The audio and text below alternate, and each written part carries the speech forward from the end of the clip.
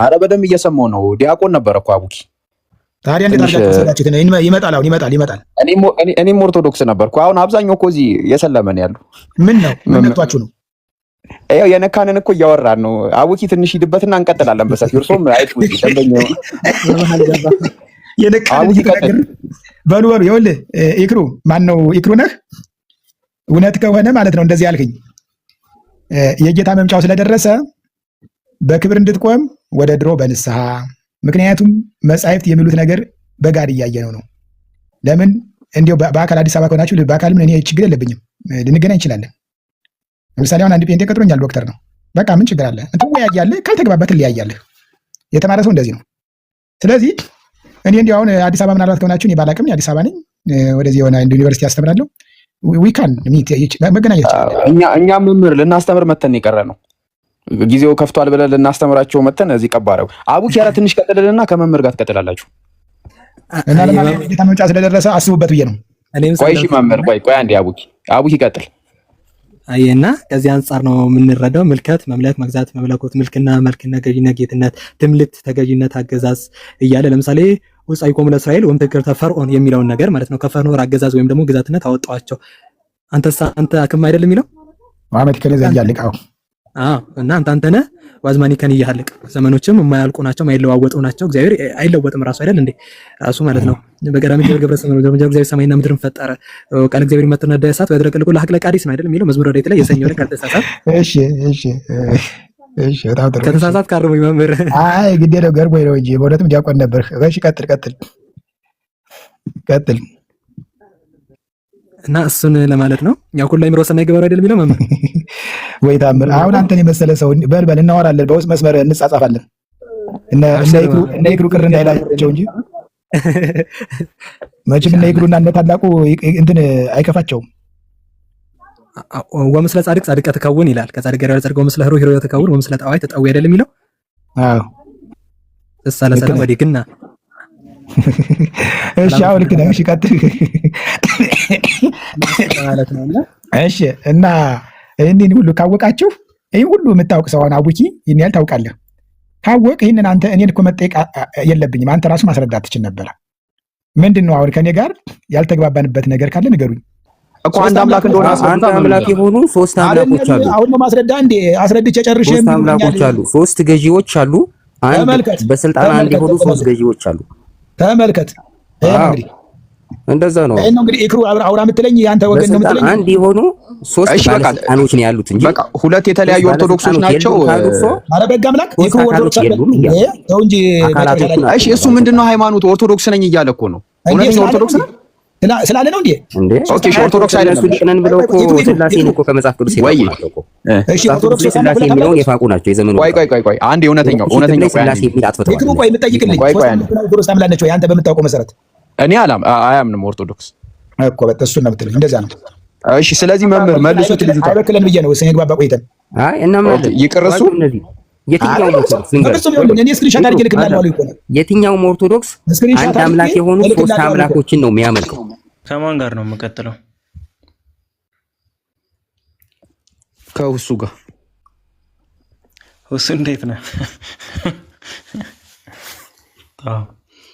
እሺ ክርስቲያን እዚህ ውስጥ ክርስቲያን አለ? በእውነት አለሽ? በእውነት ላይ አትዋሹ። አቤት አለ። ይቅርታ። ሰላም ነው? እንዴት ነህ? እንዴት አመሽ? እግዚአብሔር ይመስገን ሰላም ነው አለን። ከየት ቤተ እምነት ነህ? እኔ ኦርቶዶክስ ነኝ። ኦኬ እሺ። ኦርቶዶክስ የተሰቀለው ምንድን ነው ብለህ ነው የምታምነው? መስቀል ላይ የተሰቀለው። ኦኬ ኦርቶዶክስ ቤት መስሎ ነበር። ሌላ ነው እንዴ? የሙስሊም ቤት ነው። ነው እንዴ? ኦኬ አላወቁኝም። የተሰቀለው ምንድን ነው ያልከኝ? እንዲሁ መቼም ግረ መንገዱን። የተሰቀለው ምንድን ነው? ላይክ ሰው ነው? አምላክ ነው? ምንድን ነው የተሰቀለው መስቀል ላይ? አምላክ ነው። አምላክ ነው የተሰቀለው? እሺ ያልተሰቀለ አምላክ አለ? አይ በተለየ አካሉ ነው እንጂ ያልተሰቀለ አምላክ አለ አይባልም። አካሄዱ እንደሱ አይደለም። በኩነታት አዳምጠኝ። መጀመሪያ ኩነታት ተምረሃል? ምን ማለት ነው? የጠየኩ ጥያቄ ስለ ኩነት አይደለም። ኖ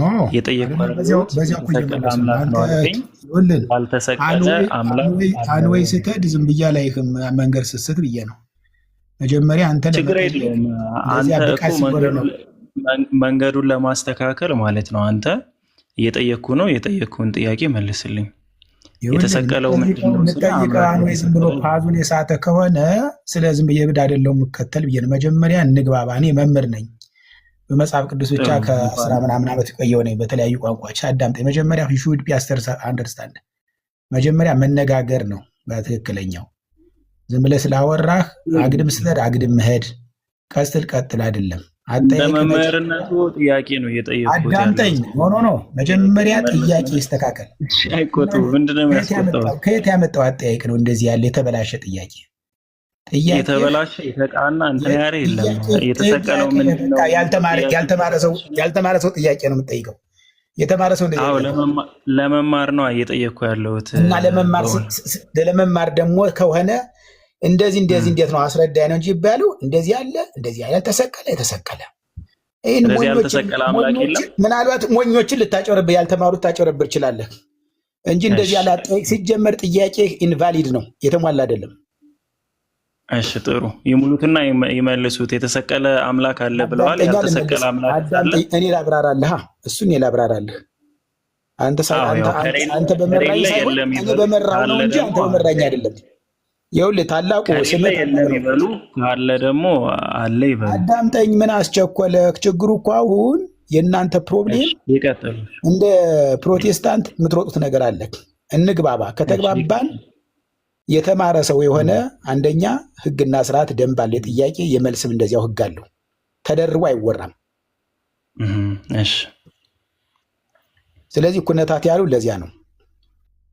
ምክንያቱም አብ ወልድ መንፈስ ቅዱስ አንድ አምላክ ካልን ሼር የሚያደርጉት ወይም መገናኛቸው መለኮት ነው። መለኮት ደግሞ ከሶስቱ የማይለይ ነው። ስለዚህ አብ ወልድ መንፈስ ቅዱስ በራሳቸው የራሳቸው ዩኒክ የሆነ የራሳቸው ሰልፍ የሆነ አንድ አካል የራሳቸው አላቸው። ወልድ በተለየ አካሉ ከመለኮት አምላክነቱ ሳይለይ ስጋ ለበሰ።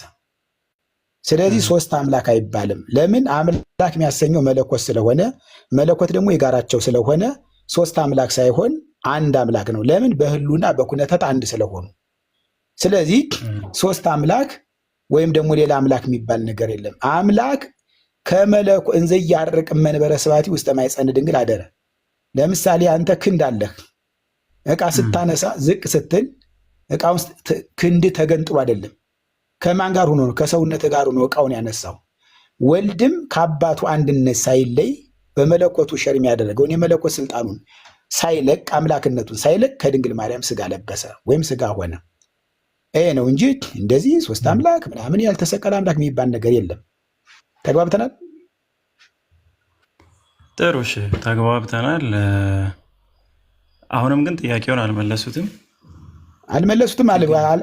የጠየቁ ጥያቄ ስላልገባህ ነው አንተ። እሺ ወደ ኤፌሶን ሰዎች ምዕራፍ 4 ቁጥር 6 ላይ ከሁሉ በላይ የሚሆን በሁሉም የሚሰራ በሁሉም የሚኖር አንድ አምላክ የሁሉም አባት አለ ይላል። ይሄ አንድ አምላክ የተባለው ተሰቅሏል?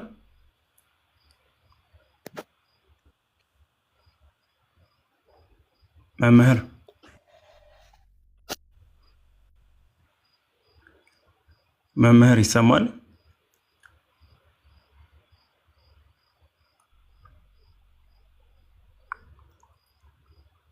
ሄሎ መምህር አሉ?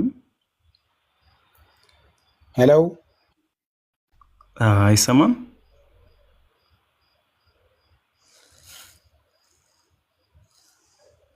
አይሰማም? አይሰማውትም?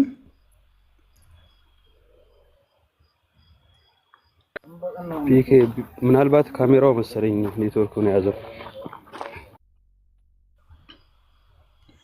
መምህር ይሰማውታል?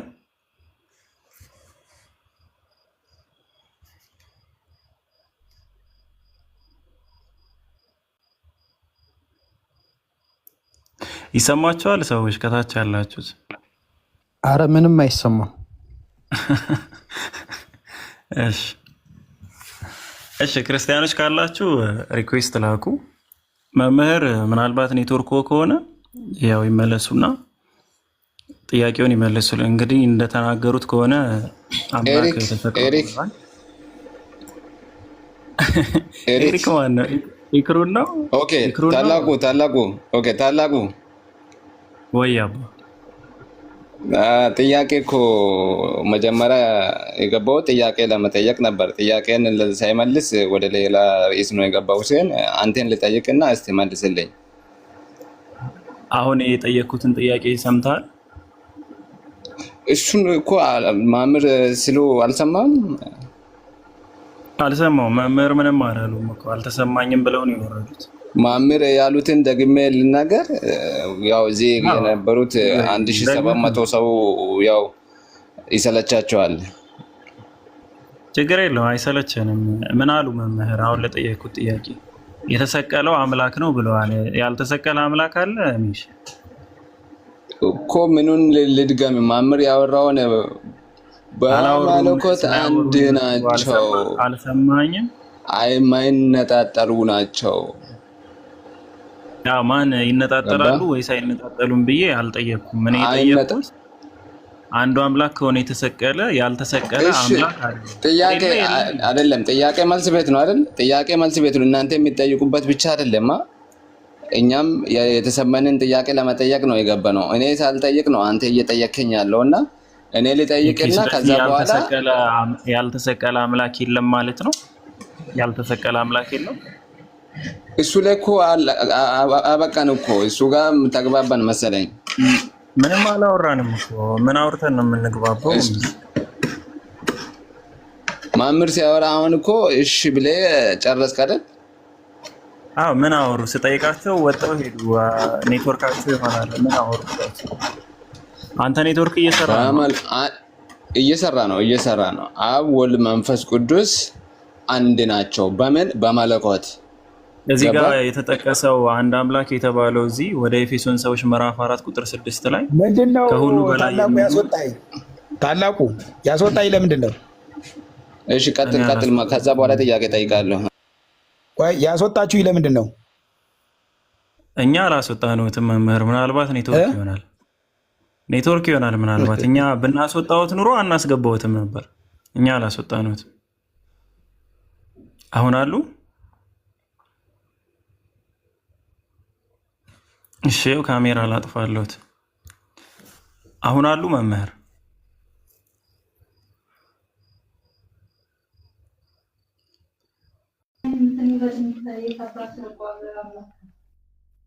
መምህር አሉ አለው። ምንድን ነው የምታስወጡኝ?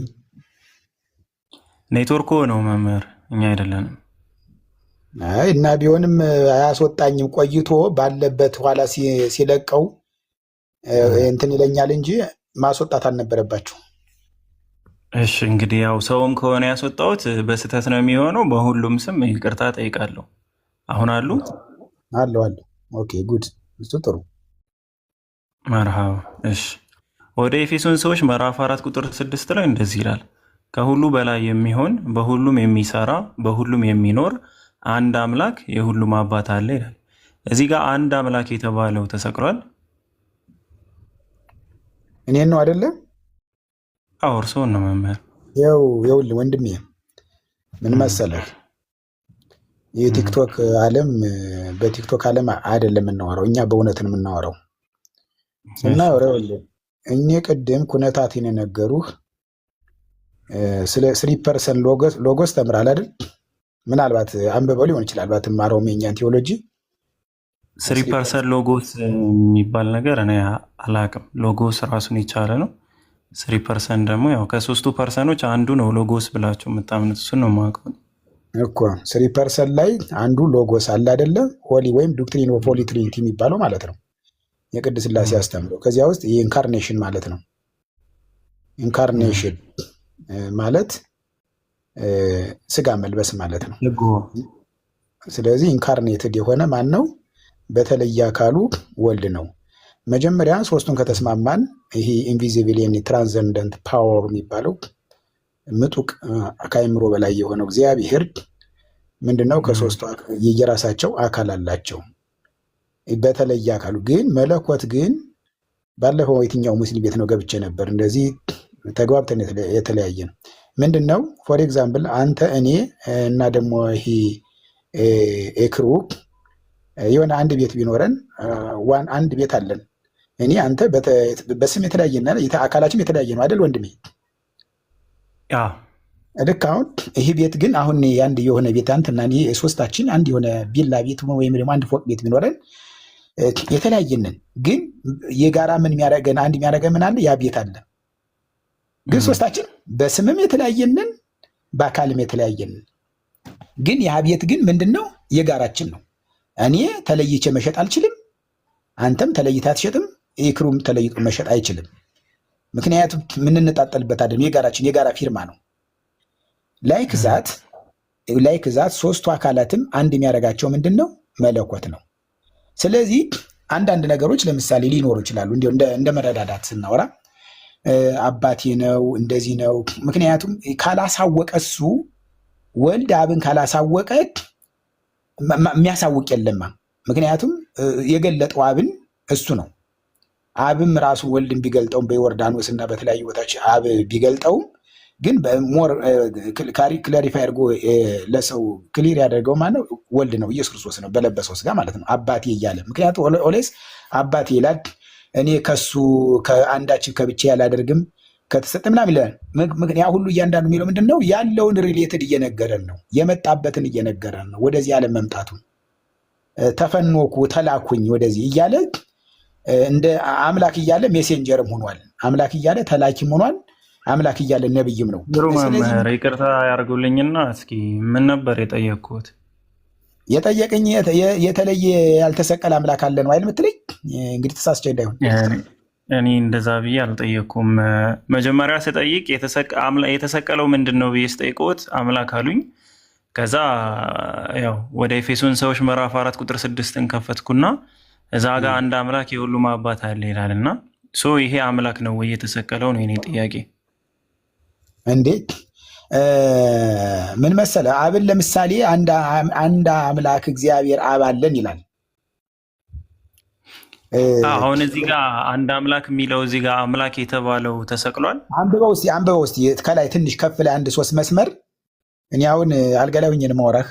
እርግጥ መጽሐፍ ቅዱስ አለ፣ ወደዚያ ትንሽ ራቅ ስላለ እስኪ አንብብልኝ ወደ ላይ 1-3 መስመር ልና ወደ ላይም ወደ ታችም እንዲያድግ አንብብልኛል። በሰላም ማሰሪያ የመንፈስን አንድነት ለመጠበቅ ትጉ፣ በመጠራታችሁ በአንድ ተስፋ እንደተጠራችሁ አንድ አካልና አንድ መንፈስ አለ፣ አንድ ጌታ፣ አንድ ሃይማኖት፣ አንዲት ጥምቀት፣ ከሁሉ በላይ የሚሆን በሁሉም የሚሰራ በሁሉም የሚኖር አንድ አምላክ የሁሉም አባት አለ። ነገር ግን እንደ ክርስቶስ ስጦታ መጠን ለእያንዳንዳችሁ ጸጋ ተሰጠን።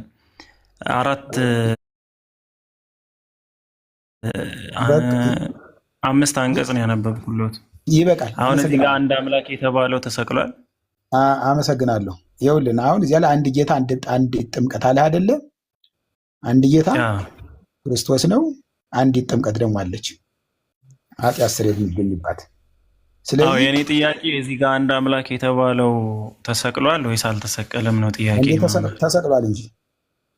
ስለዚህ እዚህ ጋር አንድ አምላክ የሁሉም አባት አለ የተባለው እዚህ ጋር አንድ አምላክ የተባለው ተሰቅሏል ማለት ነው።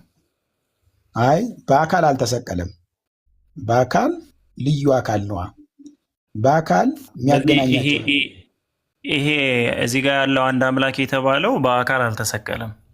ስለዚህ የተሰቀለው አምላክ ያሉኝ እርስዎ የተሰቀለው ወልድ ነው፣ ክርስቶስ ነው። ኦኬ፣ የተሰቀለው አምላክ ነው። እዚህ ጋር ደግሞ ያልተሰቀለ አንድ አምላክ አለ ብለውኛል። እና አንዱ አምላክ የትኛው ነው መምህር? የተሰቀለው ነው ወይስ እዚህ ጋር ያለው ያልተሰቀለው ነው? ይኸውልን አንድ አምላክ ወልድም አንድ አምላክ ይባላል፣ አብም አንድ አምላክ፣ መንፈስ ቅዱስም አንድ አምላክ ይባላል። ነገር ግን 3 አምላክ ማለት አይደለም። በህልውና 3 አምላክ ናቸው አላልኩም እኔ መምህር። አሁን እኔ ያላልኩትን ነገር አይበሉና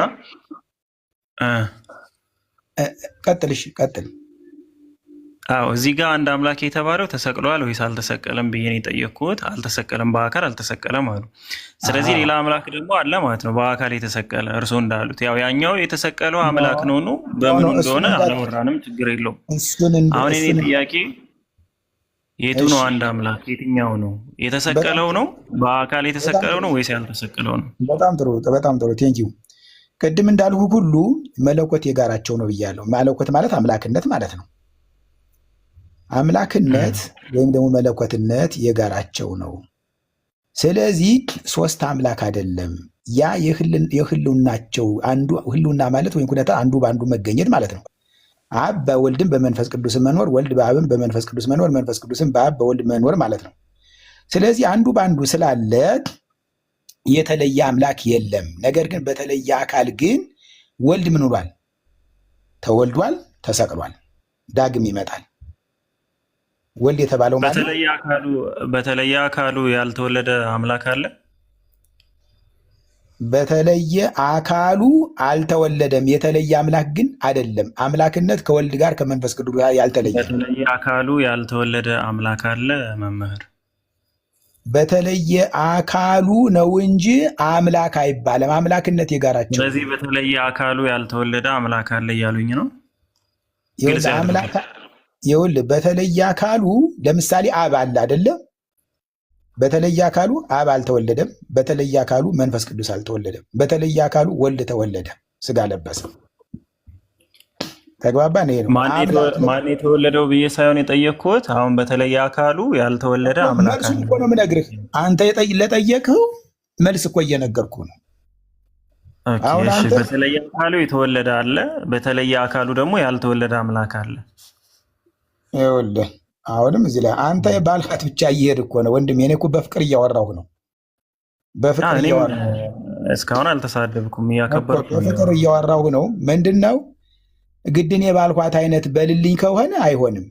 ምንድን ነው ብትለኝ ያ ሶስቱ የጋራ ቅድም በምሳሌ እንድንግባባ ብዬ ተነጋግረን ነበረ። እንግዲህ ካልተቀበልኩ ካልሆነ በስተቀር የጋራችን ቤት ብዬ መለኮት ወይም አምላክነት የጋራቸው ነው። በጋራ ላይ መለያየት የለም። በጋራ ባልሆነ እንለያያለን። አንተና እኔ ለምሳሌ ኢትዮጵያዊያች ነን። አንተና እኔ የጦርነት ቢመጣ ጣሊያን ብትመጣ አብረን እንገጥማለን። ግን ቤታችን የምንሰራ ግን የራሳችንን ነው። ምንውል ምናደር ምንነግድም ሆነ ምንማርም ምናስተምርም ከሆነ በራሳችን ነው። ግን ጠላት ይመጣ አንተና እኔ ነበር ጥያቄ መምህር ይቅርታ ያደርጉልኝ። ምን ነበር ጥያቄ? ወደ ሌላ ምሳሌውና ጥያቄው አምላክ አለ ወይ ስለምትለኝ እኮ ነው። እዚህ ጋር አምላክ የተባለው ተሰቅሏል ወይስ አልተሰቀለም ነው ጥያቄ አይደል የነበረው? ይኸውልህ አምላክ የተባለው እዚያው ላይ ለአብ ከሆነ በተለየ አካሉ አልተሰቀለም። በመለኮትነት ግን በህልውና አለበት። ስለዚህ ያልተሰቀለ አምላክ አለ አይባልም። ምክንያቱም አምላክነት የጋራ ሸር ስለሚያደርግ። አሊያ እንደዚህ አንተ እንደምትለው ከሆነ ግን ወደ ሶስት አምላክነት ይሄዳል። ተግባባል? ይሄ ነው እንግዲህ ከዚህ የበለጠ ሌላ ነገር አያስብ። አይ እንትን ገብቶናል መምህር ያሉት። ስለዚህ ከተናገሩት አንጻር እዚህ ጋር አምላክ የተባለው ተሰቅሏል አልተሰቀለም? ተሰቅሏል እንጂ ወልድ ተሰቅሏል። ኖ እዚህ ጋር ብቻውን አንድ አምላክ የተባለው ተሰቅሏል አልተሰቀለም? ማን? እግዚአብሔር አብን ነው። እዚህ ጋር አብ ነው የተባለው አምላክ ተሰቅሏል። ግን አብ ይላል ግን እዚያው ላይ። እሺ ችግር የለውም። ኤፌሶን 1:3 ነው። ለበለጠ ለመግባባት አብ ይላል ወይ? እስቲ አንብቡልኝ ወይ በቃ ይዘውኑና እስቲ እያነበብን እንቀጥል አይሻልም? ቆይ እስቲ ቆይ እንትኑን እሺ አምጡና ኤፌሶን 1:3 ክፈቱ። ሰላም አለይኩም ወራህመቱላሂ ወበረካቱ። ያጀማ ዩቲና ፋሩቅ ቪዲዮ ለቋል። 1:3 ኤፌሶን እስቲ ፋሩቅና ዩቲ ቪዲዮ ለቋል። ገብታችሁ ፋሩቅ የውይይት ጥሪ ያቀርቧል። ገብታችሁ ኮፒ ሊንክ አድርጉ ቫይራል እንዲወጣ ማለት ነው። እሺ ያጀማ እንትን ኮፒ ሊንክ አድርጉልኝ። አካውንቴ ተመርቷልና ነገር እሺ እንትን ፒኬ የሚለው ታላቁ የሚለው አካውንት ሪፖርት አድርገውበት ወገኖቻችን በቃ እንትን ባን ሊደረግበት ነውና አካውንቱ እንዳይዘጋ ገብታችሁ ኮፒ ሊንክ አድርጉ። ቀላል ኮፒ ሊንክ ማድረግ አካውንት ውስጥ ገቡና ፕሮፋይሉን ጫን ብላችሁ ስትይዙት ኮፒ ሊንክ የሚል ይመጣል እና እሱን እየነካችሁ ኮፒ ሊንክ አድርጉለት። እሺ ኤፌሶን 1:3 ያለን ኤፌሶን 1:3 ይባረክ እግዚአብሔር። ቆይ ይትባረክ እግዚአብሔር አቡሁ ለእግዚእነ ወመድኃኒነ ኢየሱስ ክርስቶስ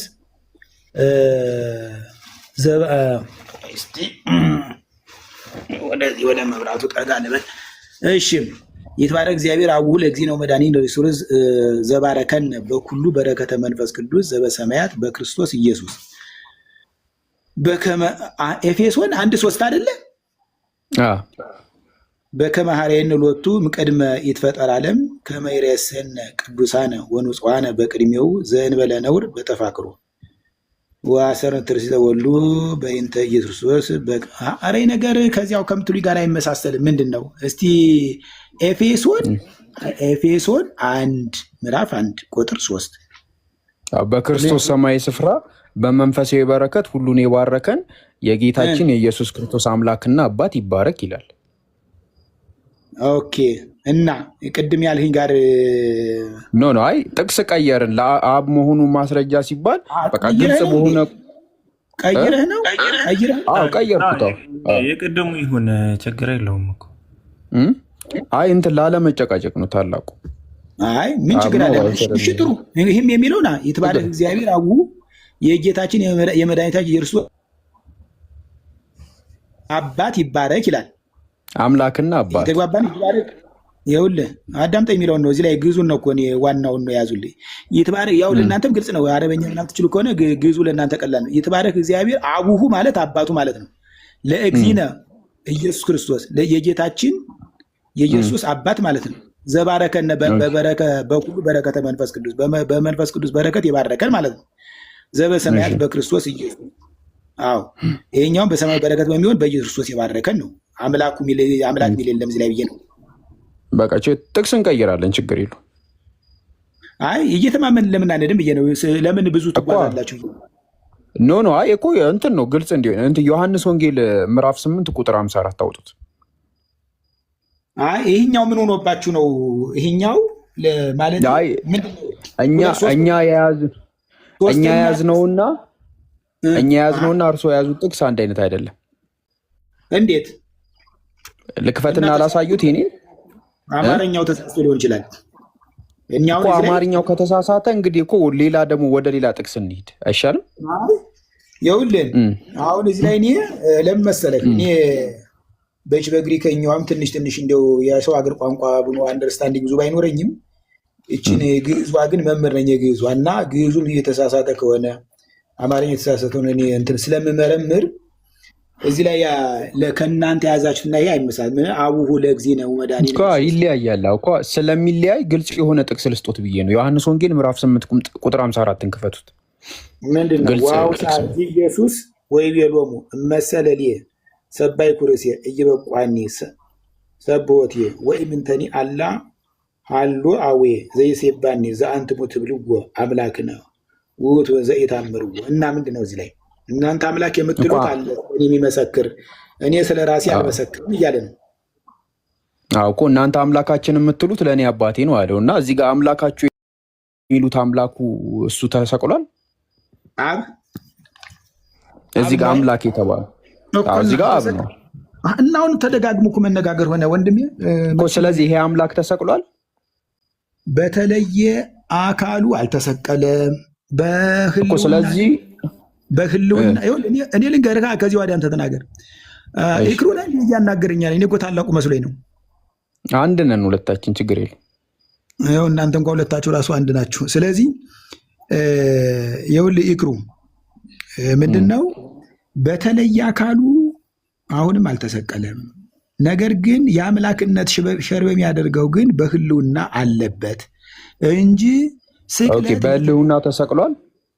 በህልውናማ መለኮት ነው። መለኮት ምክንያቱም ከሶስቱ የተለየ አይደለም እኮ አገባኝ። አሁን ምንድነው አብ በልዩ አካሉ አልተሰቀለም፣ በህልውናው ተሰቅሏል። በህልውናማ አለበታ። ምክንያቱም መለኮት ከሶስቱ ተሰቅሏል። በሶስቱ የጋራ መለኮት ነው የምትማለት ያለብህ። ኖ አይደለም ያልኩት አብ በልዩ አካሉ አልተሰቀለም፣ በህልውናው ግን ተሰቅሏል። አዳምጠኝ። ይኸውልህ አሁንም ልንገርህ፣ እኔን እየጠየቅኝ አይደል? እየጠየቅ ከሆነ እኔ ነው መመለስ ያለብኝ። በተለየ አካሉ አልተሰቀለም። መለኮት ግን የሶስቱ የጋራ ስለሆነ በመለኮት ማን በወልድ ውስጥ አለበት ማን መለኮት የጋራቸው ስለሆነ ስለዚህ ከአባቱ አንድነት ሳይለይ ተሰቀለ ማለት ያ መለኮት ሸር ስለሚያደርጋቸው በህልውና አለበት። ስለዚህ በህልውና አለበት ማለት ሲሰቀልም አለ ነፍስ ከስጋ ሲለይም አለ። ከዚህ በመቃብርም አብሮ ከስጋ ጋር ነበር መለኮት። ወደ ሲወልዷ ነፍሳትን አዳምን ሲያወጣም ከነፍስ ጋርም ነበረ። ማን መለኮት አልተለየም።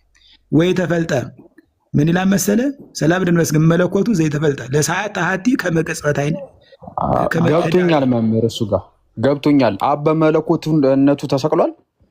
አብ በህልውና ስላለበት ነው። አብ እኮ ተሰቅሏል እኮ አለበት እንዳለበት ገብቶናል። ተሰቅሏል በመለኮቱ። አዎ መለኮት ምክንያቱም መለኮት የሚለው ጋር እስከሆነ ድረስ መለኮት አብሮ ተሰቅሏል እኮ። አብ በመለኮት ተሰቅሏል። አብ በመለኮት ተሰቅሏል አይደለም፣ በህልውና ማለት አትለየው፣ መለየት የለበትም እኮ ገባ ያለ እኮ ስላልተለያዩ አብ አብሮ ተሰቅሏል ማለት ነው። በህልውና በመለኮት እኮ በህልውና ማለት ነው። ህልውና ኦኬ፣ እሺ በህልውናው አብ ተሰቅሏል። አዎ በህልውና አለበታ እኮ ስለዚህ ተሰቅሏል። አዎ በህልውና እስካለ ድረስ። እሺ መንፈስ ቅዱስስ በህልውናው ተሰቅሏል። በህልውና አሉ። ያ በህልውና ማለት የጋራ ህይወት ነው። ስለዚህ ስላሴ በህልውና ተሰቅሏል ማለት ነው።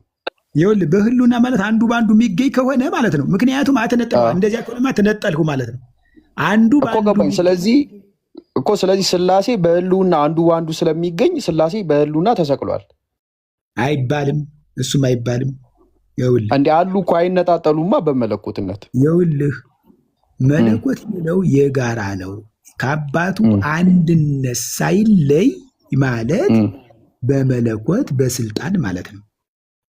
እኮ ገባኝ። በህልውና አብም መንፈስ ቅዱስም ወልድም ተሰቅለዋል። ይኸውልህ ያ የጋራ መለኮት አይደለ? መለኮት የጋራቸው ከሆነ ያ መለኮት ከዚያ ውስጥ አለበት ማለት ነው እንጂ እኮ። ስለዚህ መለኮት የጋራቸው ስለሆነ እዛ ውስጥ ስላለበት በህልውና አብም ወልድም መንፈስ ቅዱስም ተሰቅለዋል። ምክንያቱም ስለማይነጣጠሉ። ይኸውልህ ስለማይነጣጠሉ ሲባል ማለት ነው። ስልጣን የሚለውን ነገር ቼክ አድርግ መጀመሪያ እኮ ገባኝ። መለኮት አንድ ስለሆነ ነው በስልጣን ያ መለኮት የተለየ። ምክንያቱም ያ መለኮት የተለየ አይደለም። ያ መለኮት እኮ ገባኛው መምህር መለኮት አንድ ነው፣ ሶስቱም ሼር የሚያደርጉት። ስለዚህ በህልውና አብም ወልድም አልተለየም እኮ። ስላልተለየ ተሰቅሏል ሶስቱም በህልውና። አዎ በቃ ማሻአላ። ታላቁ ተመልሶልሃል። አንድ ጥያቄ ነበረኝ። ተመልሷል። አመሰግናለሁ። እኔ የምለው መምህር መለኮት ምን ማለት ነው? መለኮት ሲሉ ደጋግመው ሰማውና ምን ማለት ነው መለኮት? እንዴ እስካሁን ተነጋገርን አይደል እንዴ? እንዴት ምኑን ያልገባ? እስካሁን ተነጋገርን እኮ። አይ መልሶትማ ገብቶኛል። አሁን መለኮት ምን? እኔ መለኮት የማውቀው ግዛት፣ ልድገምልህ። እሺ ቅድም ተነጋግረን ነበር። ያው መቼም ያው ለጥያቄ ብሮድ ለማድረግ የቃሉ ፍቺ ነው ያልኩት መምህር። ቅድምማ በቤት ምሳሌ ተናግሬያለሁ። ቅድም መለኮት ማለት ገዢ ማለት ነው። እንግዲህ ገዢ ማለት መለኮት ነው ገዢ ማለት ወይስ ግዛት ማለት ነው?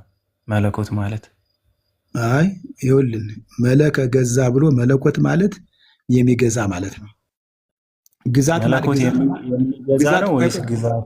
አዳምጠኝ። ግዛትና ገዢ ይለያያሉ። ግዛት ማለት አድምጠኝ። ይኸውልህ እንዴት መሰለህ ስንግባባ ያምርብናል። ግዛትና ገዢ ይለያያሉ። ፎር ኤግዛምፕል አሁን እዚህ ሚዲያ ላይ ምን ያለሁኝ አገዛዙ እያደረገ ያለው ይላሉ። እዚህ ላይ ፖለቲካ እንዳነድ እንጂ ፖለቲከኛ አይደለሁኝም። አገዛዙ እያደረገ ያለው ይላሉ። ገዢው ነው መሆን ያለበት እንጂ አገዛዝ ማለት ምን ማለት የገዢው የስርዓት አካሄድ ማለት ነው። የአድሚኒስትሬሽን ሲስተም ማለት ነው። ስለዚህ ግዛት ማለት ሀገርም ሊሆን ይችላል። በነገራችን ላይ ግዛት ማለት አንድ ነገር በቃ ምን ልበልህ የሆነ ዋይድነስን ስፋትን ወይም ደግሞ የሆነ የተዘረጋ ነገርን የሚያሳይ ነው። ገዢ ግን ባለቤትነትን ነው የሚያመለክት። የአንድን ነገር ሳብጀክቲቭ የሆነ ባለቤትነትን ነው የሚያመለክት። ስለዚህ መለኮት ማለት ገዥ ማለት ነው። ስለዚህ ሥላሴም አንድ የሚሆኑ በምንድን ነው? በገዥነት ነው። ይህን ዓለም በመፍጠር በማሳለፍ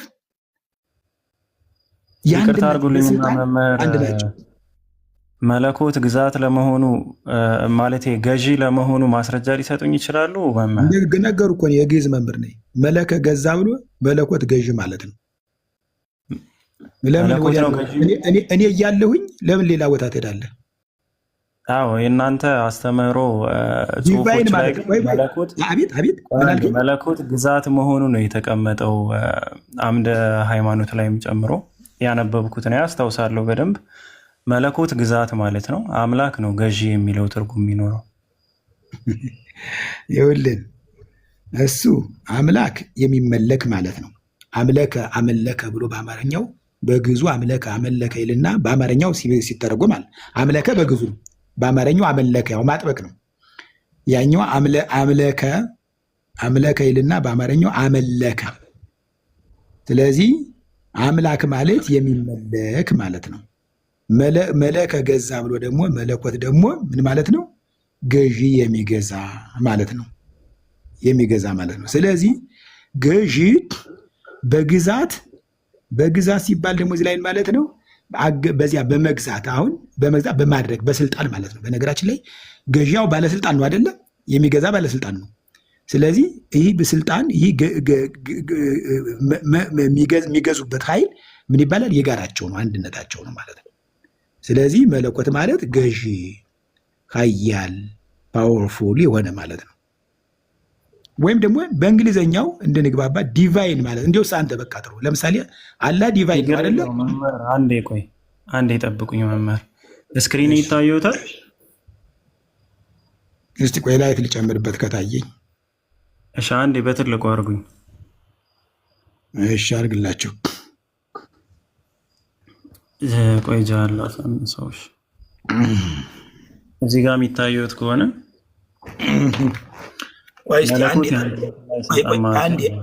እኔም ትንሽ ጠብቀኝ። ቆይ የሆነ መጽሐፍ እየጨመርሁ ነው። እሺ ምንድነው እሱ የምንነጋገርበት? ከቤት እሺ ከቤት እንትን እሱ ግን ትንሽ እንትን ዙም መሆን አይችልም።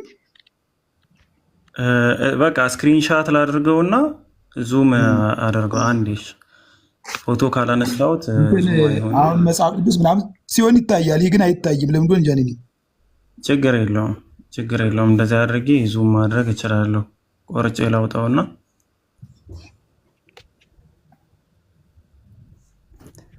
እሺ፣ ያው አሁን በደንብ የሚታይ ይመስለኛል። እሺ ሚስጥረ ሥላሴ አስተምሮ ላይ ነው። መለኮት የአንድነትና የስልጣን ማዕከል ይላል። እግዚአብሔር አንድ መለኮታዊ ባህሪ ዘላለማዊ የሆነ አምላክ ነው። አሁን መለኮት ማለት መለከ ገዛ ከሚለው የግዕዝ ግስ መለከ ሳይሆን መለከ። ይቅርታ፣ እሺ ያው ግዕዝኛ አልችልም። መለከ ገዛ ከሚለው የግዕዝ ግስ የወጣ ሲሆን ፍቺውም ግዛት ወይም መንግስት ነው አለ። ገዢ ሳይሆን ግዛት ወይም መንግስት ብሎ ነው ያስቀመጠው። ይዘረዝረዋል። በግዕዝ ደግሞ ባህሪ፣ አገዛዝ፣ ስልጣን ማለት ነው። አብ ወልድና መንፈስ ቅዱስ በግዕዝ ደግሞ ይልና ባህሪ፣ አገዛዝ፣ ስልጣን ማለት ነው ይላል። አብ ወልድ እና መንፈስ ቅዱስ። ያኛውን ታዲያ በምን ቋንቋ ነው እንደዚህ ያለው? መለኮት ማለት መለከ ያው አንተ እንዳልከው ሲላላ ማለት ነው። ገዛ ከሚለው የግዕዝ ግስ የወጣ ሲሆን አለ። ፍቺውም ግዛት ወይም ደግሞ መንግስት። ይሄ ምናልባት ሃይማኖታዊ ፍቺውና ቋንቋዊ ፍቺው የሚባል ነገር ስላለ እንደዛ ሊሆን ይችላል። ምናልባት እዚህ ላይ ያስቀመጠው ግን እንደዛ ብሎ ነው እና ግዛት ማለት ነው እንጂ ገዢ ማለት አይደለም ሲያስቀምጠው። ወደ ታች እየነገረህ ምን ሆነህ ነው? ምን ይላል? ወደ ታች ያለውን አንብበው እንጂ ወደ ታች አገዛዝና ስልጣን እኮ ነው የሚለው እኮ እና ልክ ነው። ከግዛት አገዛዝ ስልጣን እርሶ እኮ ገዢ ነው ያሉኝ። ገዢ ማለትና አገዛዝና ስልጣን ማለት እኮ አንድ አይደለም። አገዛዝ ማለት እኮ ገዢው የሚገዛው ነው እኮ። ያንተ እኮ ግዛት የሚለው ላይ ነው እንጂ አገዛዝ ላይ አይደለም የተነጋገርና አትናኒ እኮ መለኮት ግዛት ነው። ያ የመለኮትን ግዛት ደግሞ 3 ገዢዎች አሉት። ይኸውልህ አድምጠኛ። አሁን ለምሳሌ ምን ይላል መሰለህ? እዚህ ላይ አንድ ግዕዝ መፍቻ አለ። መለከ ገዛልና ከመዚህ ይቤ እግዚአብሔር ዘኩሎ ይመልክ፣ ሁሉን የሚገዛ እግዚአብሔር እንዲህ አለ። አየው ዘኩሎ ይመልክ ኢዮብ 15:25 ተመልክት ላይ ምሉክ አለ። አብ ምልክ ምልክት እያለ እንትኑ ያላይል ቨርቡን ሲዘረዝረው ለምሳሌ ይቅርታ አልተሰማኝም ነበር። እስኪ አንዴ ድገሙልኝ። ይኸውልህ መለከ ገዛ ይልና ከመዚህ ይቤ እግዚአብሔር ዘኩሎ ይመልክ፣ ሁሉን የሚገዛ እግዚአብሔር እንዲህ አለ ይላል። አየው ሁሉን የሚገዛ እግዚአብሔር ምን አለ? እንዲህ አለ አለና ወደ ታች ምን ላይ ነበር እያወራን የነበረ ነው? ይቅርታ ያርጉልኝ። ግዛትና ገዢ ማለት አይደለም ግዛት ማለት ነው በሚል አይደል እያወራን የነበረው? አሁን ገዢ መሆኑን ነው። ገዢ መለኮት ማለት ትርጉሙ ገዢ ማለት መሆኑን ነው ማስረጃ እንዲሰጡኝ የምፈልገው።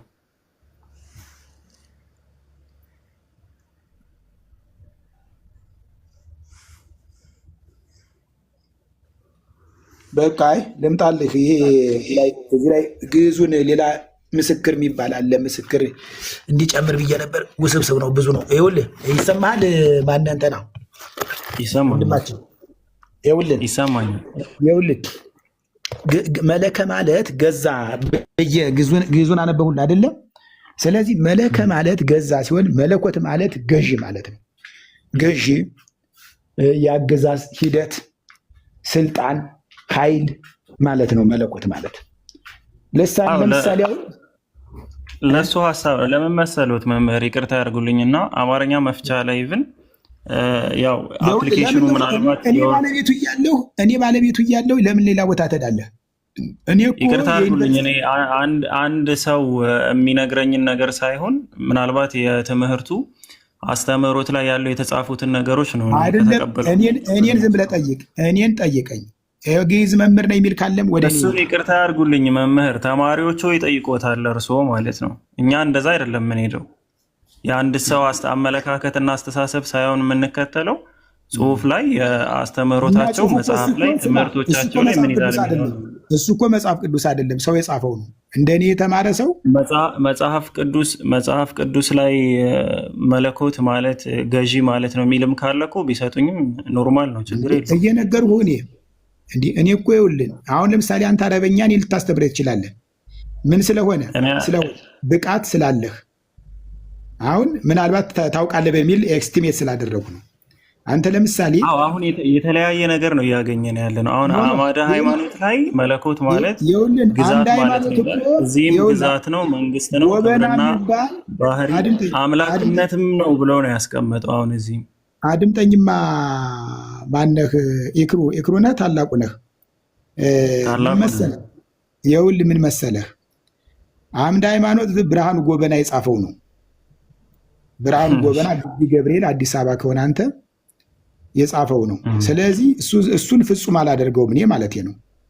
ስለዚህ እኔም እኮ ለዛ ነው እርስዎን ደግሞ እኔ ፍጹም አላደርጉትም። ለዛ እኮ ነው ሶስተኛ ማስረጃ መንፈልገው። ካላደረግ ማለት ነው ከእኔ የተሻለ ሊቅ መጠየቅ። እርስዎ ለምን የመዝገበ ቃላት መፍቻ ነገር ካለዎትም እኮ እኔ እኮ ማስረጃ ነው ያልኩት። አሁን ለሚናገሩት ነገር እኔ ግዕዝ መምህር ነኝ። ፎር ኤግዛምፕል ናሽን አልጠይቅህ፣ እንግሊዝኛ አልጠይቅህ። በቃ አንተ ትመልሳለህ። እንግሊዝኛ አልችልም እኔ መምህር፣ አማርኛ ነው እንድንግባባ ነዋ። እሺ አማርኛ አልጠይቅህ። አማርኛ ትነግረኛለህ ሙያውን። ይኸውልህ አበበ በጣም ጎበዝ ተማሪ ነው። እያንዳንዱ ሳብጀክቱን፣ ቨርቡን፣ ቅጽሉን፣ ኦብጀክቲቭን ንገረኝ። እንዴት ነው ንገረኝ። ይቅርታ መለኮትን ይነግሩኛል። አማርኛ አውቃለሁ አይደል ያልከኝ? አማርኛ ካወቅ አማርኛ ማውራት ነው የምችለው እኔ። አሁን ደግሞ ቨርቡን ምናምን ያሉትም በእንግሊዘኛ ነው መምህር። ምናልባት መዝገበ ቃላትም ከፈለጉ ከፍቼዋለሁ። አይ ወንድማችን ይኸውልህ ምኩራብ ዘለቀ ይላል። አንዴ መምህር አንዴ ቋንቋውንም ምነግርህንም ካልሰማኸኝ ግዛት ብሎ ነው የሚያስቀምጠው እዚህም መምህር። ስለዚህ እርስዎ እኔ አሁን 3 አይነት ቦታ ላይ ነው። እሺ ቆይ አንተ ልጠይቅ፣ ግዛት ምን ማለት ነው? አድምጠኝ፣ ግዛት ምን ማለት ነው? እሺ አንተ መንግስት ማለት ነው። መንግስት አምላክነት ማለት ነው። አይሰማም? ሄሎ አይሰማም? እሺ ቪዲዮ ስላበራው ይሆናል ካሜራ ስለከፈተ አይሰማም መምህር። እና ታዲያ ምን ሆነ ነው? አምላክነት ማለት ገዢ ማለት ነው። አረ ይሰማኛል። አምላክነት ገዢ አይደለም። ገዢነት ግዛት ማለት ነው። አምላክነት ማለት ገዢማ አምላክ ነው። እኔ እኮ ቅድም እኮ ነግሬዎት ነበር። ለምሳሌ ንግስና ማለትና ንጉስ ማለት ምንድነው ልዩነቱ መምህር? ንግስና ማለትና ንጉስ ምንድነው ልዩነቱ? ንግስና ማለት ንጉሱ የነገሰበት አካሄድ ማለት ነው፣ ስርዓቱ ማለት ነው። ለምሳሌ ስነግስ እንዴት ነው የተደረገ? የንግስናው ሂደት ቅድስናና ቅዱስ ይለያያሉ እኮ። ቅድስና ሂደቱ ነው። ቅዱስ ግን ኦልሬዲ ሀዝቢን ያለቀ ነገር ነው፣ ተቀድሷል። ውስጠዘ ይባላል። ምን ማለት ነው? ውስጠዘ ማለት ነው ሳድስ ውስጠዘ ቅጽል ይባላል በግዕዙ። ይህ የሚያወጣ ቅጽል የሚያወጣ ማለት ነው። ለምሳሌ አሁን አንተ በአማርኛ የተበላ ካል ይህ ምንድን ነው? ቅጽል ነች። ኦልሬዲ ያለቀ ነገር ነው፣ ተበልቷል። የሚበላና የተበላ ይለያያሉ። የሚበላ ግን ምግቡ ያለም ወደፊትም ሊሆን ይችላል፣ ያለና ወደፊት የሚኖር። የተበላ ግን የነበረ ነው፣ አልፏል። ስለዚህ ለዚህ ነው ቋንቋ መጠንቀቅ የሚያገለግለው።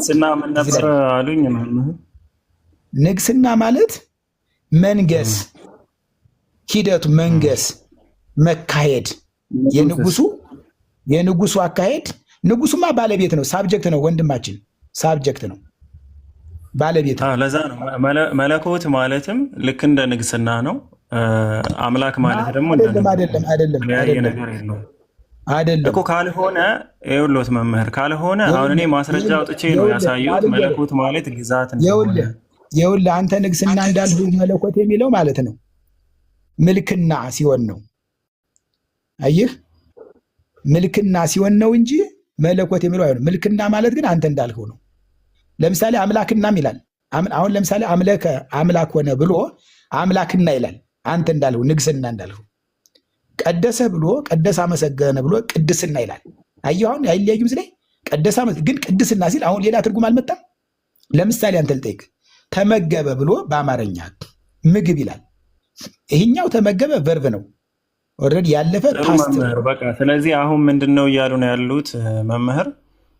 ያው እኔን መኑኝ ነው እያሉ ያሉት። እኔን መኑ ሳይሆን አንድ መምህር ልጨርስና ከተሳሳትኩ ያርሙኛል። እኔ መምህር ነኝ፣ እኔ እየነገርኩህ ነው፣ እኔን ስማኝ፣ እኔን እመነኝ። የተጻፉ ነገሮች ያንን ጽሁፍ የጻፈው ገሌ የሚባል መምህር ነው። ሶስቱን አንቀበለውም።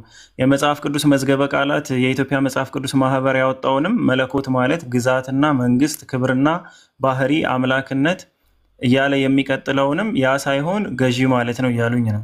ስለዚህ አሁን እኔ ደግሞ ደርሶ እያልኩ ያለሁት ወይ ማስረጃ ይሰጡኛል ወይ ደግሞ ከዚህ ጋር እናቆምና ወደ ሌላ ሰው ማለፍ እንችላለን። ቆይ ተሳስታል። እሱ ላይ እኮ እኔ ምን ብያለሁ ቅድም? አገዛዝ፣ ስልጣን፣ ኃይል፣ የአንድነት፣ መግዛት፣ መንግስት ሲባል ምንድን ነው? መንግስት ማለት ምን ማለት? በነገራችን ላይ መንግስት ማለት ወደ ገዥነት ወደ ሳብጀት ሲቀየር ገዢው ማለት ነው። ነጋሲው የነገሰው አካል ማለት ነው። ስለዚህ መንግስትነት ቢባልም ስልጣን ምን ብያለሁ ቅድም? ስልጣን፣ ኃይል፣ አገዛዝ ወይም ደግሞ ገዢ ማለት ነው። መለኮት ማለት የሚገዛ ማለት ከሆነ ይህ ምንድን ነው? መንግስት፣ ስልጣን የሚገዛ አይደለም። በሱ እኮ ነው እኛ ያልተግባባ ነው መምህር። አሁን የሚገዛም ለመሆኑ ገዥም ለመሆኑ ማስረጃ ይስጡኝ ነው።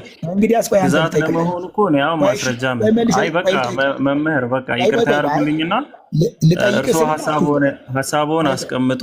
የላፍኖት አይደለም ሀሳቦን አስቀምጡ። እኔ ግን ከዚህ በኋላ ይበቃኛል፣ ወደ ሌላ ሀሳቡ ቢያልፍ ይሻላል። ሰዎችንም እያደከሙ። እሺ ግዛት ምን ማለት ነው? አንተ ትቼዋለሁ መምህር። በቃ ለምን ትተዋለህ? እየተግባባን አይደል? ቅድም መልሼልዎት ነበር። ትርጉም የሌለው ስለሆነ ማስረጃ ካለ ማስረጃ ማሳየት ነው፣ ከሌለ ደግሞ በቃ በፍቅር እንደጀመርነው በፍቅር እንድንጨርሰው ብዬ ነው። አሁን አንተ መደጋገም ነው የሚሆነው መምህር፣ መደጋገም ነው የሚሆነው። እሺ ቆይ ግዛትን አስረዳን እስቲ ምን ማለት ነው? እሺ ግዛት እና መለኮትን አስረዳን እስቲ አንተ የተረዳው። በቃ አላውቅም መምህር፣ ይቅርታ አላውቅም። እኔ አይደለም ኖ ግዛት። እሺ ግዛት ስላለስ ኔጌቲቭ ፓርቱ ምንድን ነው? እስቲ ንገረን። እሺ ወደ አንተ ልምጣ። ይቅሩ ካላችሁ ቀጥሉ። እሺ አይደለም ቆይ አንተ ይቅሩ ጋር እንሄዳለን። ቆይ አይደለም ለአስማማችሁ አስማሚ ሀሳብ ነው። አሁን ምንድነው ከቅድም ጀምሮ ስለ መለኮቴ ገዢና ግዛት በሚለው ጉዳይ እያወራችሁ ነበርና ለመግባባት ሞክራችኋል። ያው ሁለታችሁ መግባባታችሁ ብቻ ሳይሆን 1500 ሰው አለ። በቂ ትምህርት ማስጨበጥ ነው ዋናው አላማችን። ስለዚህ 1 ደቂቃ እንስጦትና ሀሳቦትን ለመጠቅለል እንትን ሞክሩት። ይቀጥሉ። 1 ደቂቃ አሉት። እሺ ቴንኪው አመሰግናለሁ። እንግዲህ ግዛት ቢልም እንኳ ራሱ እኔ እንዲያው ቀጥተኛ ሴንተሯን እቺ ነች በማለት ነው እንጂ ሰዎች እንኳ ራሱ በዚያ ቢፈቱት እንኳ ግዛት ብለው ቢሉትም እንኳ የሚያመጣው ኔጌቲቭ ነገር የለም፣ አሉታ የለውም። ግዛት ምን ብሎ ነው የተረጎመው? እዚያ ላይ ስልጣን፣ መንግስት እና ልክ ነው። ምክንያቱም እኔ ምን ብያለሁ? ገዢ፣ ኃይል፣ ስልጣን ነው ብያለሁ። የአንድነት መገለጫ ነው ብያለሁ። ምክንያቱም ባለስልጣን የራሱ ነው እንጂ የበላይ ለምሳሌ ለሀገሪቱ አንድ ጠቅላይ ሚኒስትር ነው ያለው። ስለዚህ አንድ ገዢ ነው ያለ። በስልጣን ላይ አንድ ገዢ ነው፣ በ3 ላይ 3 ገዢ የለም። ስለዚህ ግዛት ስልጣን ቢልም ልክ ነው። ምናልባት ግዛት የሚለው አንዳንዴ ወደ ሌላ ትርጉም ይሄዳል። ግዛት ማለት ይሄ አንድ ሀገር ለምሳሌ ግዛት ይባላል። ኩዳድ መሬት እንደምንለው በቃ ላይ ግዛት ይባላል አማርኛው።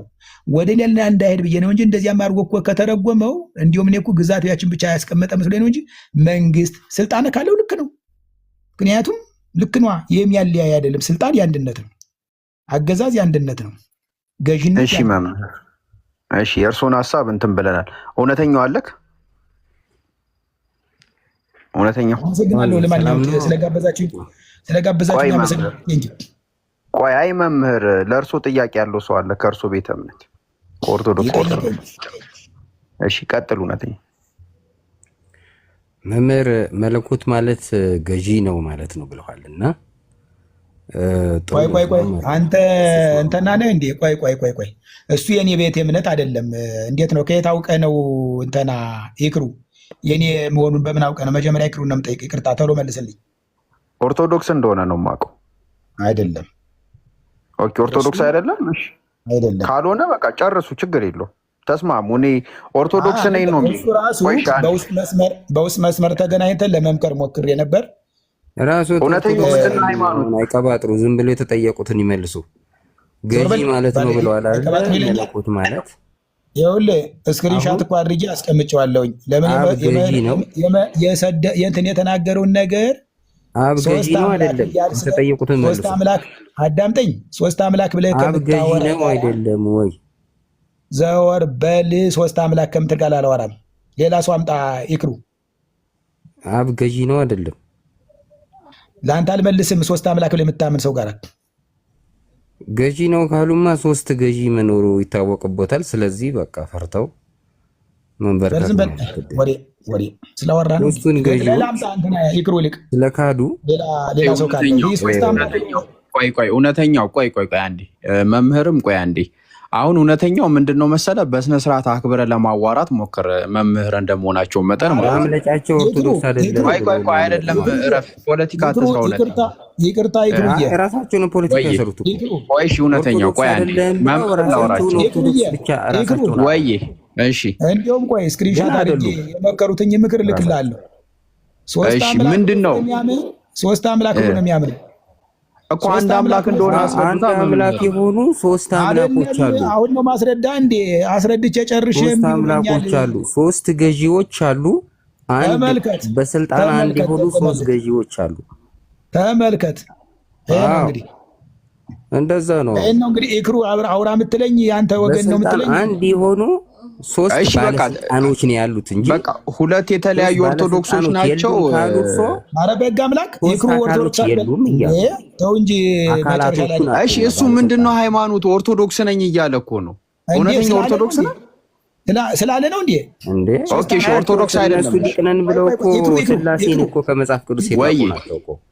እሺ ኦርቶዶክስ ስላሴ የሚለውን የፋቁ ናቸው የዘመኑ። ቆይ አንድ እውነተኛው ስላሴ የሚል አጥፍተዋል። ኢክሩ ቆይ የምትጠይቅልኝ ኦርቶዶክስ ታምላለች ወይ አንተ በምታውቀው መሰረት?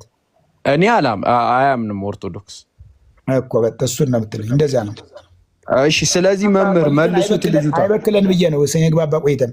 አይ እናምናለን። ይቅርሱ የትኛው ኦርቶዶክስ በፍጹም ይሁን እኔ ስክሪንሾት አድርጌ ልክላለሁ አሉ ይቆነ የትኛውም ኦርቶዶክስ አንድ አምላክ የሆኑ ሶስት አምላኮችን ነው የሚያመልከው። እነዚህ አሁን መጤ ሊቃውንት ናቸው። አምላክ እውነተኛው መንፈስ ቅዱስ አምላክ ነው በስልጣን እውነተኛው አንዴ ቆይ ሶስት አምላክ የለም የሚል የውሸት የዘመኑ ሊቃውንት የውሸት ትምህርት ነው። እሺ እውነተኛው አቡኪ ያለክ ሰላም አለይኩም ሀቢቢ በቃ ከመምህር ጋር ቀጥል ትንሽ። ዋሊኩም እውነተኛው ትቀጥላለህ። እሺ ቆይ ቀጥል። ሰላም አለይኩም ወራህመቱላሂ ወበረካቱ። መምህር ግሩም እንዴት ነው? ሰላም ነው ወይ?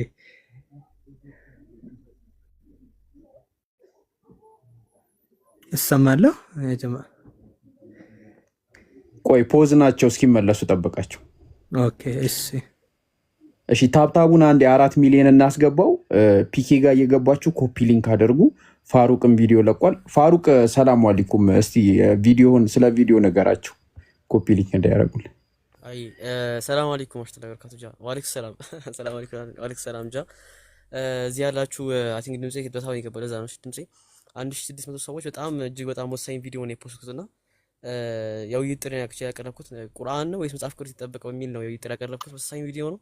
ገብታችሁ ኮፒ ሊንክ አድርጉ። በጣም ቫይራል እንዲወጣ ሰውየውን መጥቻለሁ። ስክሪንሻት እያደረጉ ነው ኢክሩ እንዳይሰርዘው ብዬ ታየው ዘንድ ስክሪንሻት እያደረጉ ነው። አድርጌ ጨርሻለሁ። መጥቻለሁ እንድታምነኝ ብዬ ነው።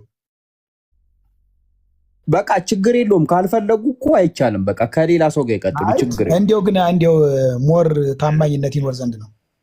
ችግር የለውም። ኧረ እናምነው። ትልቅ ሰዎች አይደለን እንዴ? ለምን ይዋሹናል? እርሱ እናምኖታለን። እሺ ቀጥሎ አቡኪ። እሺ መምህር እንዴት ነው? ሰላም ነው? እግዚአብሔር ይመስገን። ማን ነዎት? እኔ ሙስሊም ነኝ። ትንሽ የአለቃ ወልድ ኪዳነ ክፍሌ መዝገበ ቃላት እያየሁ ነበርና ቅድም ከፒኬ ጋር እየተነጋገራችሁ በነበረበት ነገር መለኮት የሚለው ቃል የወጣው መሊክ ወይም ደግሞ መለከ ከሚለው ግስ ነው አይደል? አዎ። መለከ የሚለው ደግሞ አለቃ ወልድ ኪዳነ ወልድ መዝገበ ቃላት ላይ መሊክ ይልና መሊኮት መለከ ይመልክ ይምልክ ይልና መምለክ ማሸነፍ መግዛት መያዝ መውረስ ገንዘብ ማድረግ ዘይመልክ ሀገር ለይመልክ ዋላ ይብስ ዮናስ ዘይመልክ ሀገር ዘይመልክ ሀገር ለይመልክ ዋላ ይብስ እያለ ይቀጥላል ማለት ነው። ስለዚህ እዚህ ጋር ምን ብሎ ያስቀመጠው ማሸነፍ መግዛት መያዝ ብሎ ያመጣውና እንደገና የመለከን ማለት ነው። አምለከ የሚለውን ደግሞ አስመለከ አስገዛ አስደራጊ እያለ ይቀጥላል ማለት ነው። አምላክ አምላክ አደረገ ምናምን እያለ ይልና መለኮት በሚለው ግን ጀስትራ ሊትራይ መለኮት የሚለው ነገር ሲያስቀምጠው ምን አለ? መለኮት የሚለው የግዕዙ ቃል በዕብራውያን ደግሞ ልህቅት በሱልስ ደግሞ ማሉክታ የሚለውን ግዛት መንግስት ስልጣን ውስተ ኩሉ በሐወርት መለኮቱ ወመለኮቱ ወመንግስት ከዘ የነብር ለዓለም መዝሙረ ዳዊት 102 ላይ ያለውን ነገር ያመጣል።